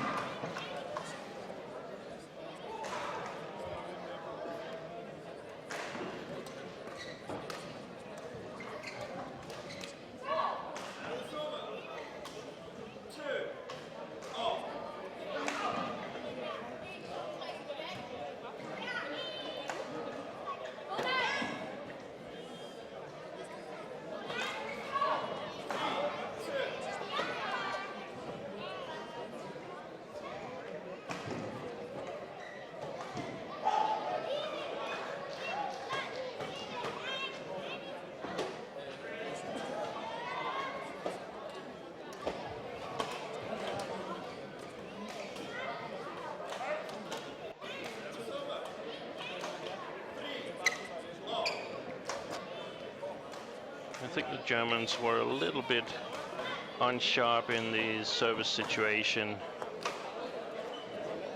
after the interval. Danes managed to take control of the rally.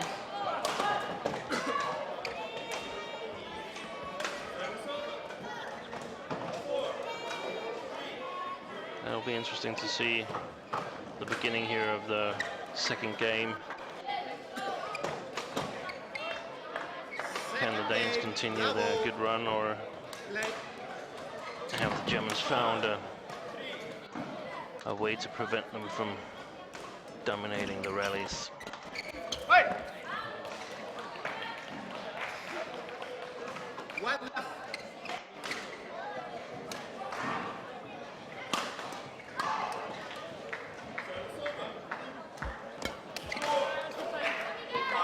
Service over, 1-0.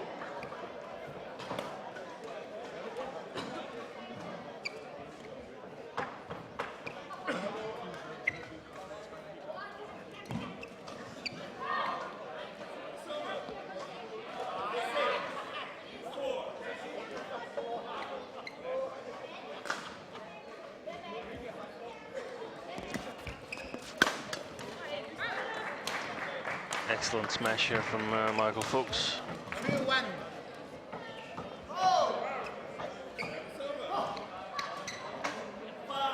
To the left-hand side of Camilla Juhl.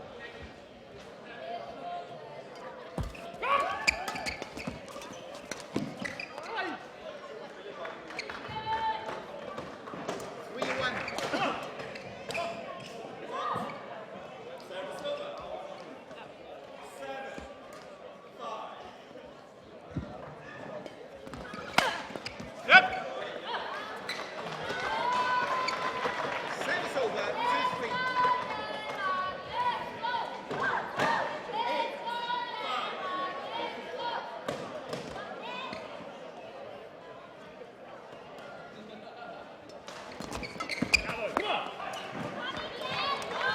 That's one of the keys for the Germans, to make good service returns.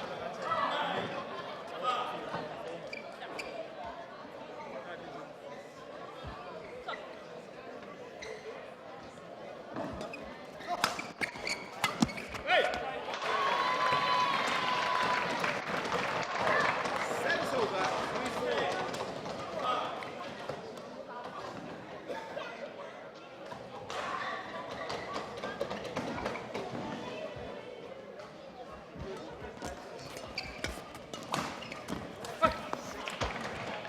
I think Birgit Overseer, that was before she got married. Now she's Birgit Michels. I think she's making some easy mistakes. She seems a little bit uncertain, has difficulties serving to especially Mads Kolding. Nice shot here, Service over, though. 5-4.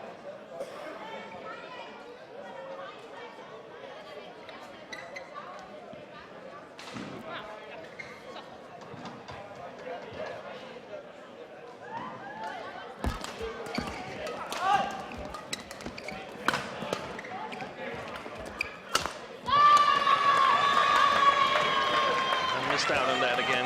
Michels, actually a great play from Michael Fuchs, who tried to control it and attack, but seems like Michels is a bit uncertain and unsecure on what shot she should go for. And another good return. Excellent move from Camilla Juhl there.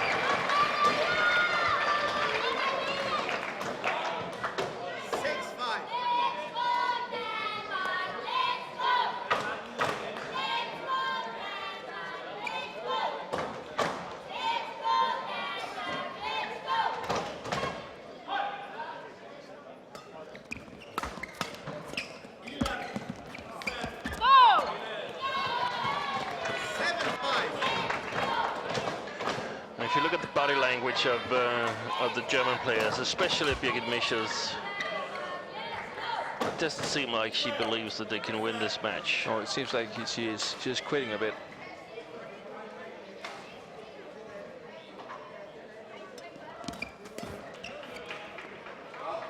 That was lucky Service over, for the German players. Camilla totally outplayed Michael Fuchs.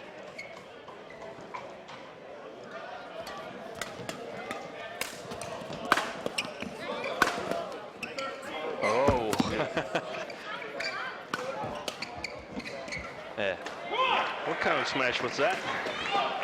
Alternative. Yeah, Mads Kolding, he broke a string in his racket early on in the rally, but still the Germans have trouble killing it.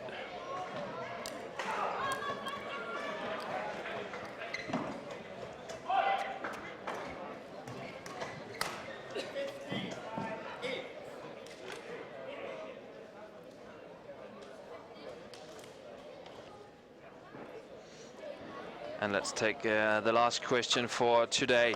It's from Morten Sode. He is asking, when a player gets a new partner, how do the ranking change? Are the ranking fixed to the couple or to the players? The ranking is mainly fixed to the couple, and as a new pair, you don't have any rankings. You need to play at least 2 tournaments to get a ranking, but for selecting if you can go into the main draw or the qualification,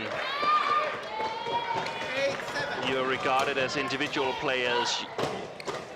You take half the points you've got in your best pairing, putting it together with your partner's half points from his or her best pairing, and then multiplying it by 0.8, so you don't get full credit for the points you scored so far with other partners. And that was the last answer to your questions for today. Thank you very much for asking all the questions. We have picked out Brian Ashton from Canada for the best question of the day about the scouting system in Denmark and how the Danish players get into the national teams in Denmark. Brian, thank you for your question. We'll ship a poster signed by all the stars, among other Lee Chong-wei, to you to Canada when the tournament is over on Sunday. Thank you to all of you who have been asking the good questions. Tomorrow we are taking this up once again. Tomorrow we are honoring best question once again with a signed poster, but also a shirt from Yonex. So don't hesitate already now to ask us your questions for tomorrow's live coverage here at Yonex Denmark Open. Thank you very much, all of you who have asked us questions on our email today.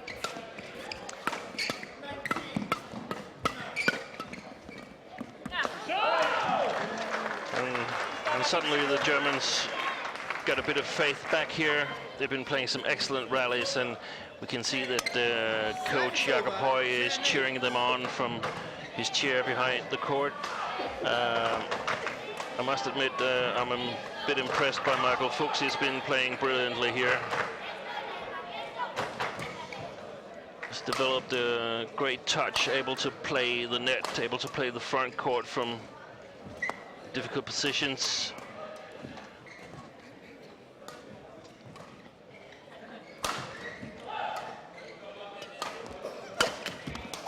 Oh, a bit lucky maybe from Mitchells on that one. Oh.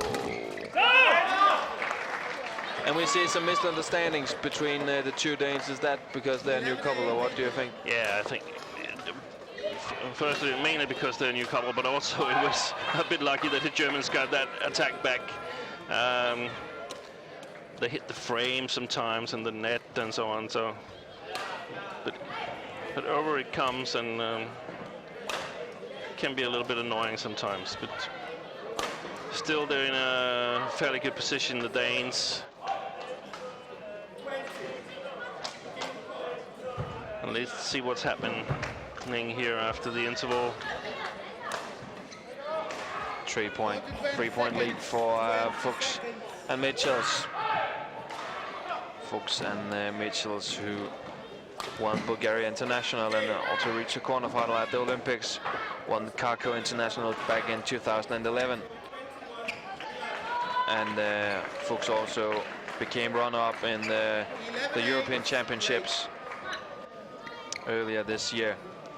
Camilla Rødehjul, the one with the most impressive resume of all the 4 players.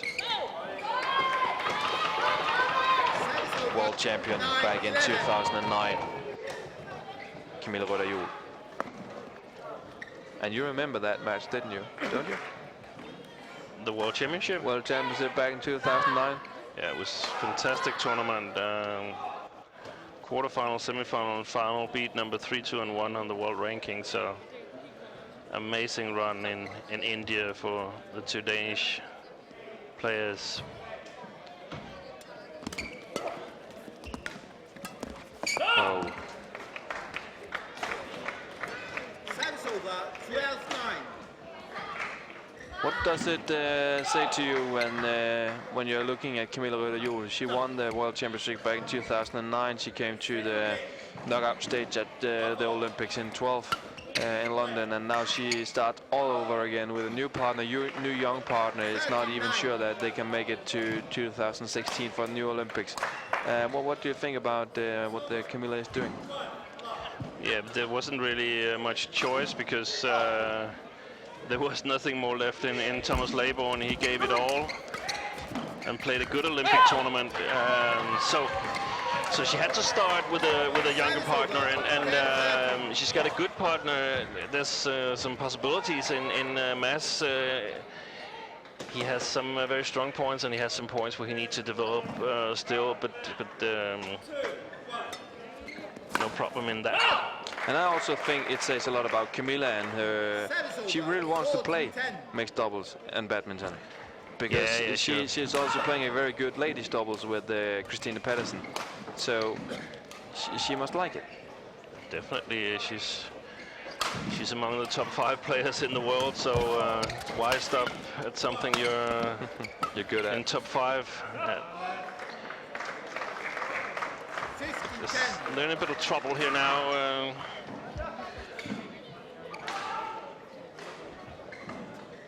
Germans have found a good game plan at the moment, and are also a bit lucky on important points. 6-point lead now for Fuchs and Mitchells. Yeah, and a poor service return from Mads Carling here.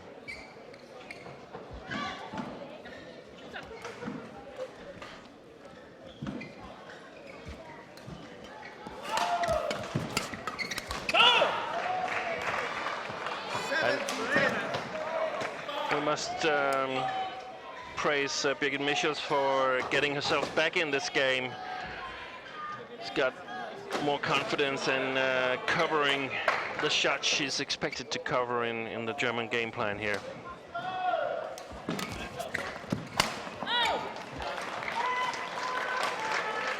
Service over, 11-17.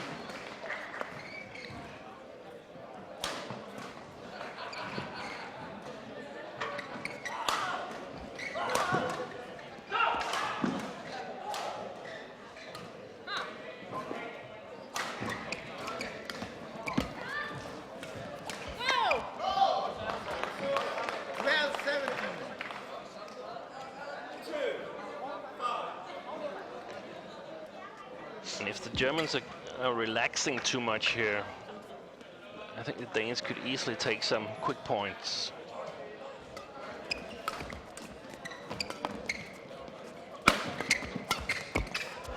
Great offense.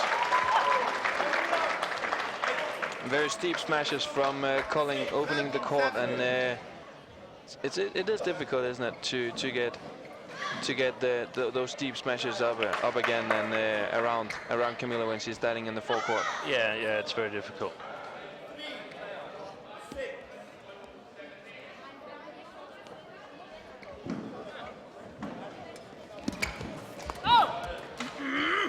Three sloppy points from the Germans, and the Danes are back in it.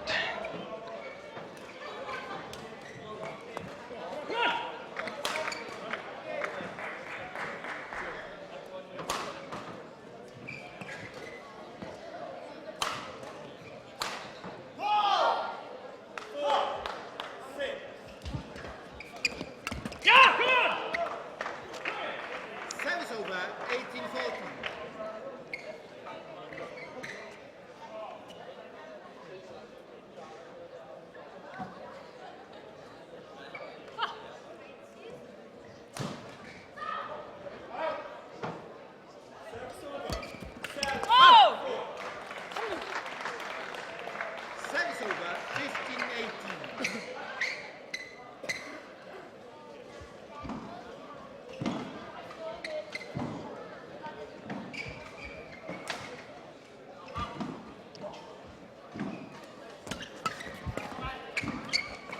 Wide, yeah. 2 easy points for the Danes and 2 points up. And that's one of the good things with this Danish pair, that they can easily score points. If you don't play correctly as an opponent, they will score points, and they will score points quick. Oh. Service over, 19-16.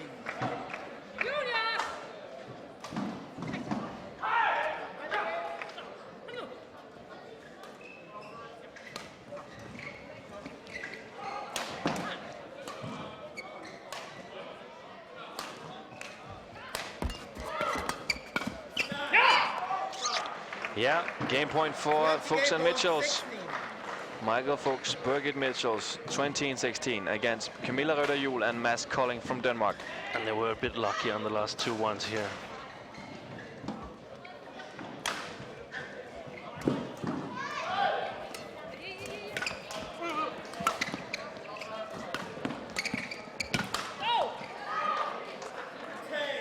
Service over, 17-20.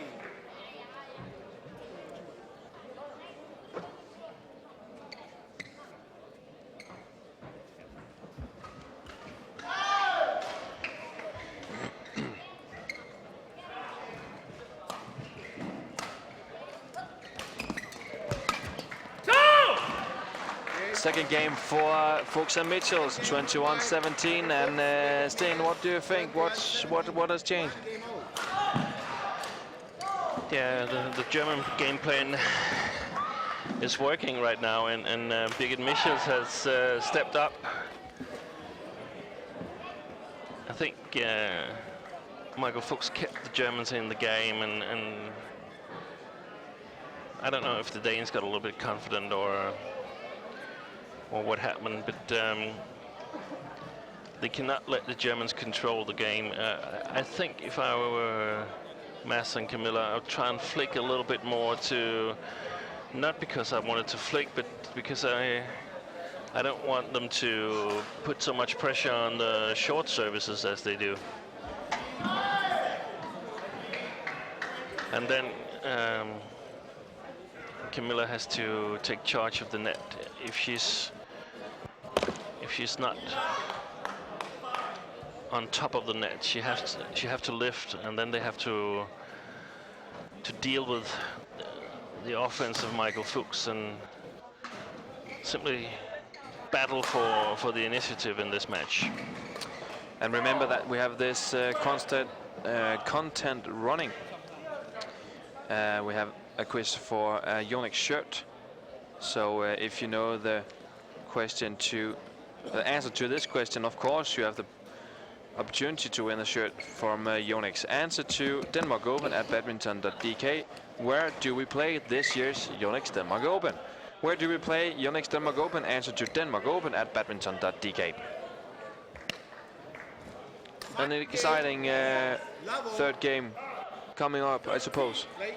Yeah, I see no reason why it shouldn't be as close as it has been so far.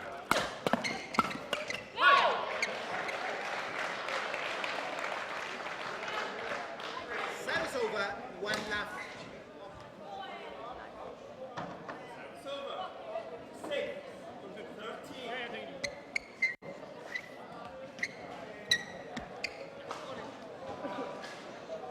And how important is a good start for the Danes?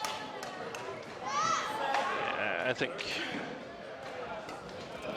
it's quite important, because I think if a pair falls a little bit behind here and is not playing close to its best, the points will fall out quickly. And to net lead for Kolding and Røder-Juel. Good lift from Oi. Service over, 1-2.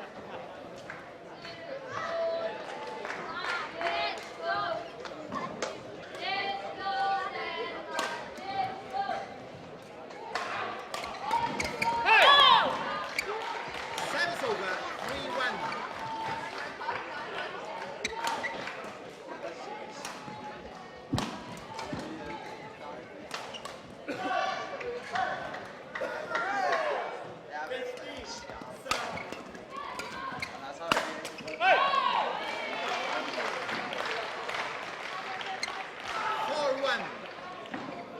And a 3-point lead staying perfect start for Mads and Camilla.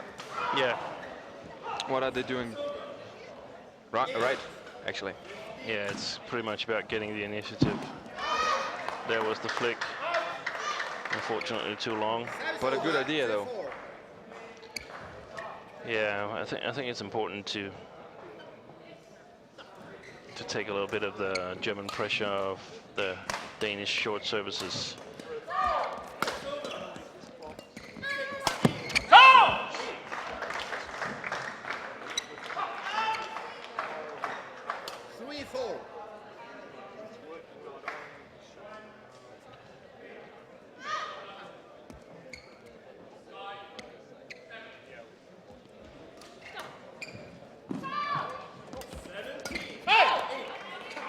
Excellent return from Mads Kolding. Over, 5-3. Playing it below net, but actually I'd like him to stay quite close to the net because we know that Michael Fuchs is not lifting. So 1-2 step forward. At least ready to go forward. Excellent. That's really good play. Yeah. And he's good at rush to the net, Michael Fuchs. We saw it in the first game today. We also saw it before. Yeah. It reminds me a lot of former German player Michael Keck, who played the same style, very efficient. In fact, so efficient that there's no reason that the Danish mixed double, male mixed doubles players shouldn't adapt it. And we see that Joachim Fischer is one of those who is doing the same, the rush to the net, and likes going forward. Yeah, but still he's not doing exactly the same because he's lifting a bit more. Joachim, he has his very, very dangerous smash, but if he protected, that's actually what Fuchs is doing. He's protecting Birgit Michels. He's not lifting. He's not exposing her to smashes. There he is. And then it goes wrong. Yeah. And that's a good game plan. So everybody should actually adapt that because there's nothing wrong with it. And if, but of course you need to be able to move really well because he covers a lot of the court. 8-5. Again, a 3-point lead for the Danes. Yeah. And now it's important that they keep the momentum and just keep pushing. That would be great. Does not let it slip away from them.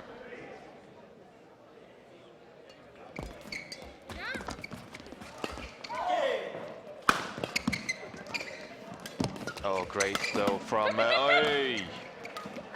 Oh, wow, that was lucky. She had all court. Yeah, and she just returned that defensive shot in a way that's so annoying for the opponent because it seems like she's not going to get it. And then suddenly she's returned it, so I bet the Danes were a bit relieved seeing that going wide.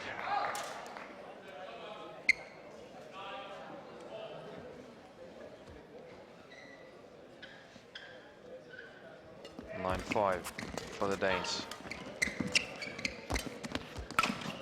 Oh. I agree with the line judge. Yeah, I do too. We saw Mads Kolding try to play these close net shots. He's playing them from quite a bit below the tape, so they're a little bit more risky than Fuchs.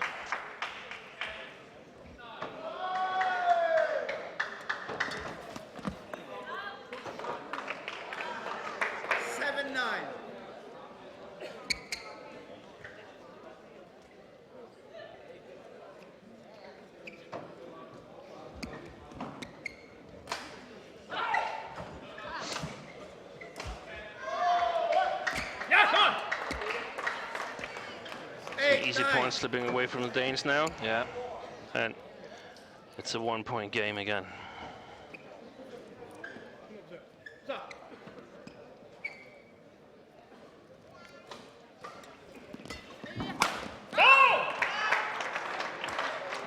And now it's all even. Yeah, and now it's the body language of the Danes that are a little bit worrying.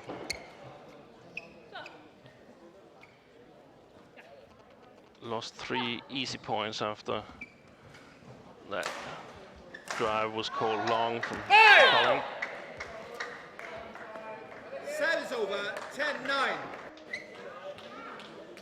And it would be very great to have a 2-point lead at the interval and change of sides here.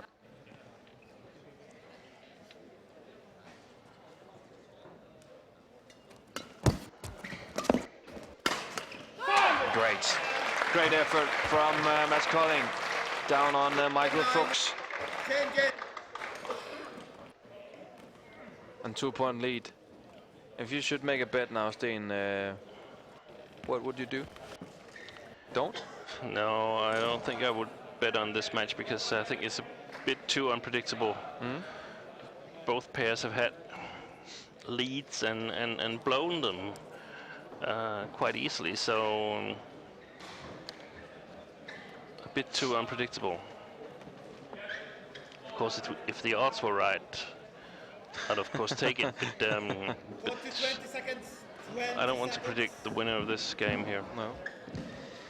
And for tonight, we have been running a small quiz about a Yonex shirt, and we have picked the winner for today's quiz. And the winner is from Germany. His name is Philip Dierkes.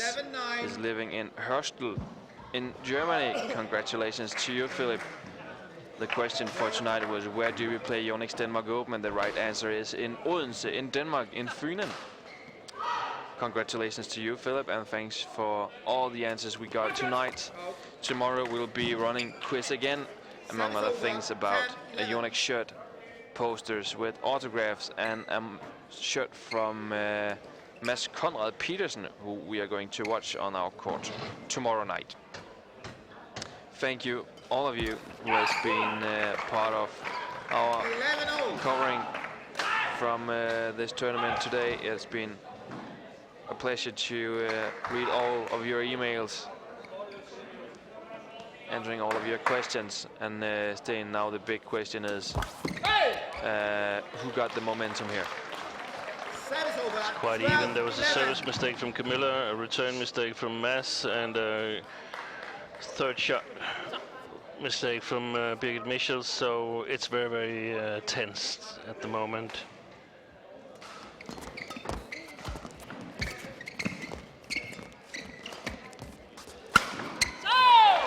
What a winner.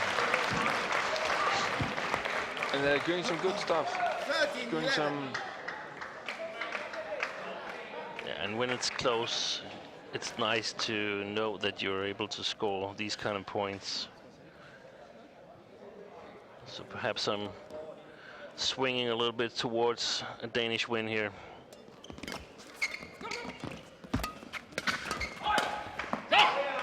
Oh, Mads. A little late on yeah, and a little bit too eager sometimes. It seems like he's a bit afraid of lifting at the moment, and he could lift. He shouldn't be afraid of lifting. If he is that, he will give away way too many easy points. Sometimes you get the feeling that you don't get anything in the defense. Like here. And that's what creates that feeling. I think he wants to do too much to it. Just block it, I mean. Played tight over the net.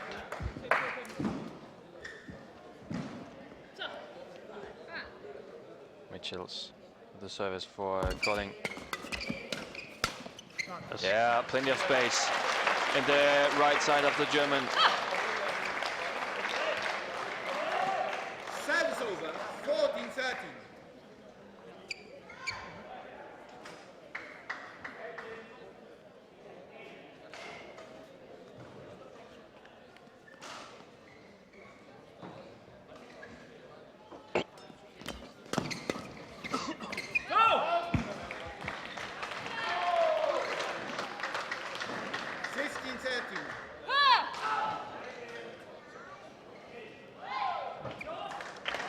been like 2-point lead for Denmark, and then back to equalizer. 2 point for Denmark, and then equal. Yeah, it is very, very tense around the service situation. And now 3-point lead for the Juhl and Kolding. 60-30.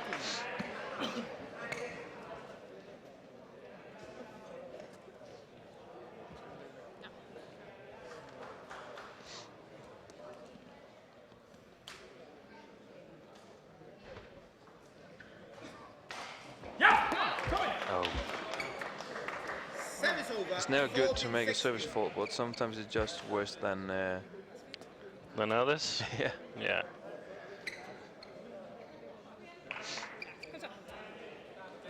At 19-20, it's terrible.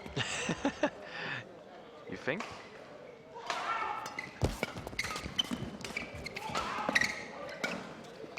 Go for it. That's well played by Mads Kolding. Yeah, it is. Big patience in the attack. And a good follow-up. 4 points to go for the two Danes in a 3-point lead against Michael Fuchs and Birgit Mitchells. If they can win this match, it would be a really good win because the Germans are not easy to beat.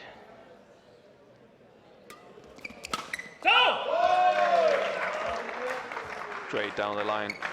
Yeah, but also a flick that is a bit too short. 15-17.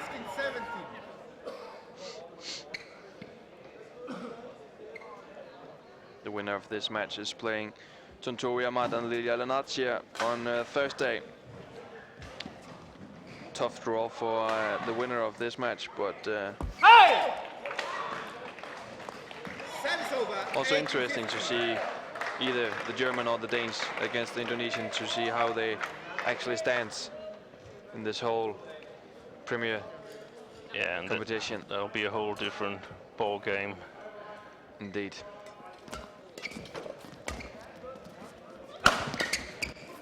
No.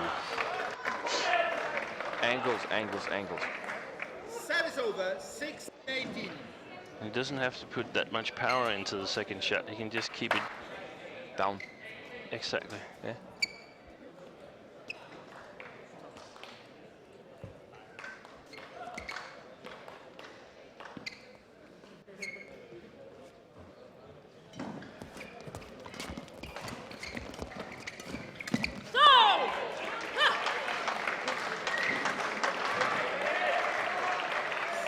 Looks good for the Danes now.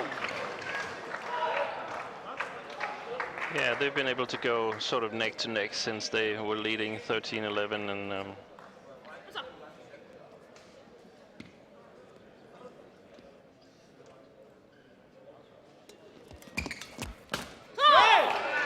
and now the match point for Camilla Rytter-Juhl and Mads Kolding from Denmark is against Michael Fuchs, Birgit Mitchells from Germany. 20-16 in this last match on court number 2 tonight. The young Danish Mads Kolding and the former world champion Camilla Rytter-Juhl. Mads Kolding with the service for Michael Fuchs. Short service, fall on the net from Kolding. 3 to go for the Germans for the equalizer.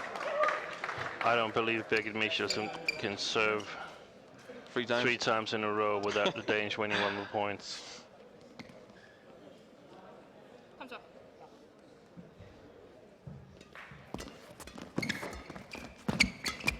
And yes, Mads Kolding, Camilla Rytter-Juhl ready for the second round here at Yonex Denmark Open.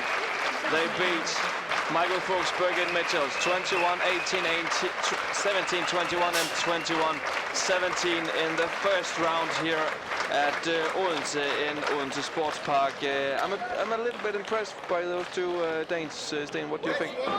Yeah, it was a match that actually went the way I imagined it might go. Close match, a lot of tension, a lot of good things in the service situation, but also a lot of mistakes, and the Danes win it. They have a strong offense. They can score the quick points, so So a good win, a good tester for the Danes, and we can say already now that they have a quite high level. Yeah, they're You're satisfied with what you see? Yeah, they're in top 5 in Europe already, so that's nice. And it's only the second tournament. I think they're playing what, like 5-6 matches together now. And that's what we know. They could be top 3. They could be top 2 in Europe. I'm pretty sure they're among the 5 best pairs in Europe. So that's what I'm certain of. So it could easily be much better than that. And of course, we are waiting for an interview with some of the players from court number 2. It was the last match we should have played, the mixed doubles. And of course, we have a lot of matches for tomorrow. But still, if we look through the schedule for today, we had a lot of exciting matches. What was the best we have seen today, you think? The best match was the one that we've just witnessed, or at least the most exciting match. Yeah. The closest match. The first 3 matches was actually quite walk in the park, like quite easy matches for the winners. Not that many surprises. We saw Chris Ackert, Imogen Bankia losing to a pair from Thailand. Quite a surprise. Yeah, it was a surprise. It was a big loss. And we saw Tao Jiaming and Tang Jinhua from China lose easily to Mohamed Rial and Debbie Susanto. So, yeah, that's pretty much it. All the other favorites through to the second round. Yeah. Interesting matches coming up Thursday. And also tomorrow, of course, at court number 2. Let's pinpoint some of the highlights for you. Chen Long and Hu Yun in the men's singles. We also have Erik Ruiz against Juliane Schenk, Japan against Germany. We also have Li Xiuri and against Ratchanok in the women's singles.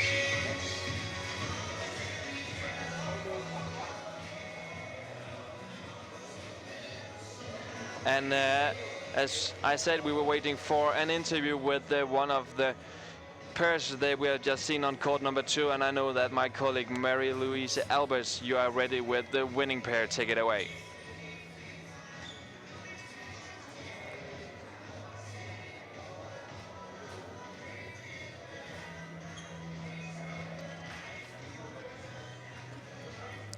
Hi, I'm standing here with a couple from Denmark who just won their mixed double, and it's the new constellation from Danish badminton, and it's Camilla Rytter-Juhl and Mads Kolding.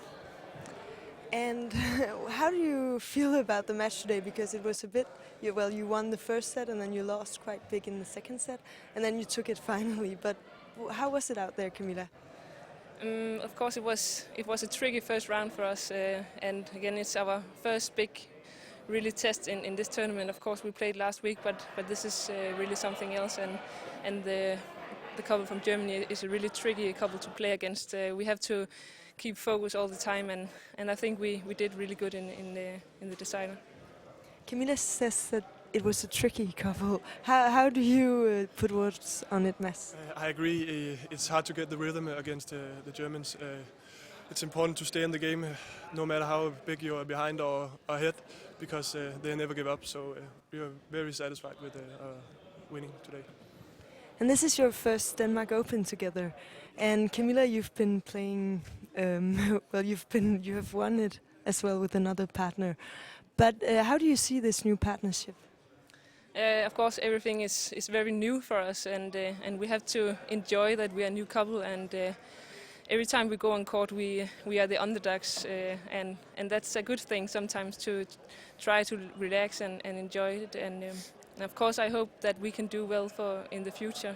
I think we have a good constellation with Mads and me. And how is it to play with Camilla, Mads? Oh, it's great. It's a big opportunity for me as a young mixed player. So I'll have to learn from Camilla and just enjoy. And then looking forward to the next round. And Camilla, what can you learn from Mads? I can learn a lot from Mads, also because he's a different kind of player than Thomas was. So we have to play it different, and I also have to get used to playing with a tall guy like Mads, because as you noticed, he's a bit tall as me. So I think we're the tallest mixed doubles on the tour. So of course it's a different kind of style, and that also gives me something to think about, and I have to improve some things as well. A lot of people is expecting quite a lot of you. How do you take that pressure, Mads? Of course, it's a big pressure, but I knew it when I got Camilla that there would be a lot more focus on me. But I just concentrate on improving my game and get on going with Camilla. So I don't think so much about it. Well, good luck. Thanks.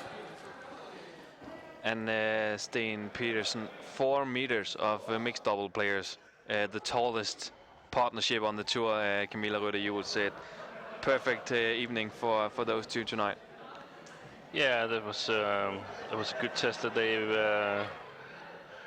played a tough match, and they need to play a tough match because on Thursday they're playing Ahmad and Natsir, and they needed to be tested ahead of that match. So that's a match that will show us how far they are in the development of this new mixed pair. 1 minute past 10 in the evening. It is Tuesday tomorrow. We are ready again in about 12 hours. We are ready to kick off the second round, or the second day actually, here at the Yonex Denmark Open. We're starting with the ladies singles tomorrow. The stars are lined up on court number 2. Chen Long, Hu Yun, Li Juro, Tine Baum, Peter Gade, Lee Chong-wei, Mathias Bo, Carsten Mogensen and Lee Yong-dae. Just some of the names that we are bringing into your computer screen tomorrow. Sten Petersen, thanks for joining me today. It has been a pleasure. Looking forward to see you again tomorrow. And to all of you who has been watching, thank you so much for being with us the whole day, or some of the day. We hope you have enjoyed the show as much as we have. See you tomorrow, 10 o'clock Danish time, CET. Good night and sleep well until we meet again tomorrow.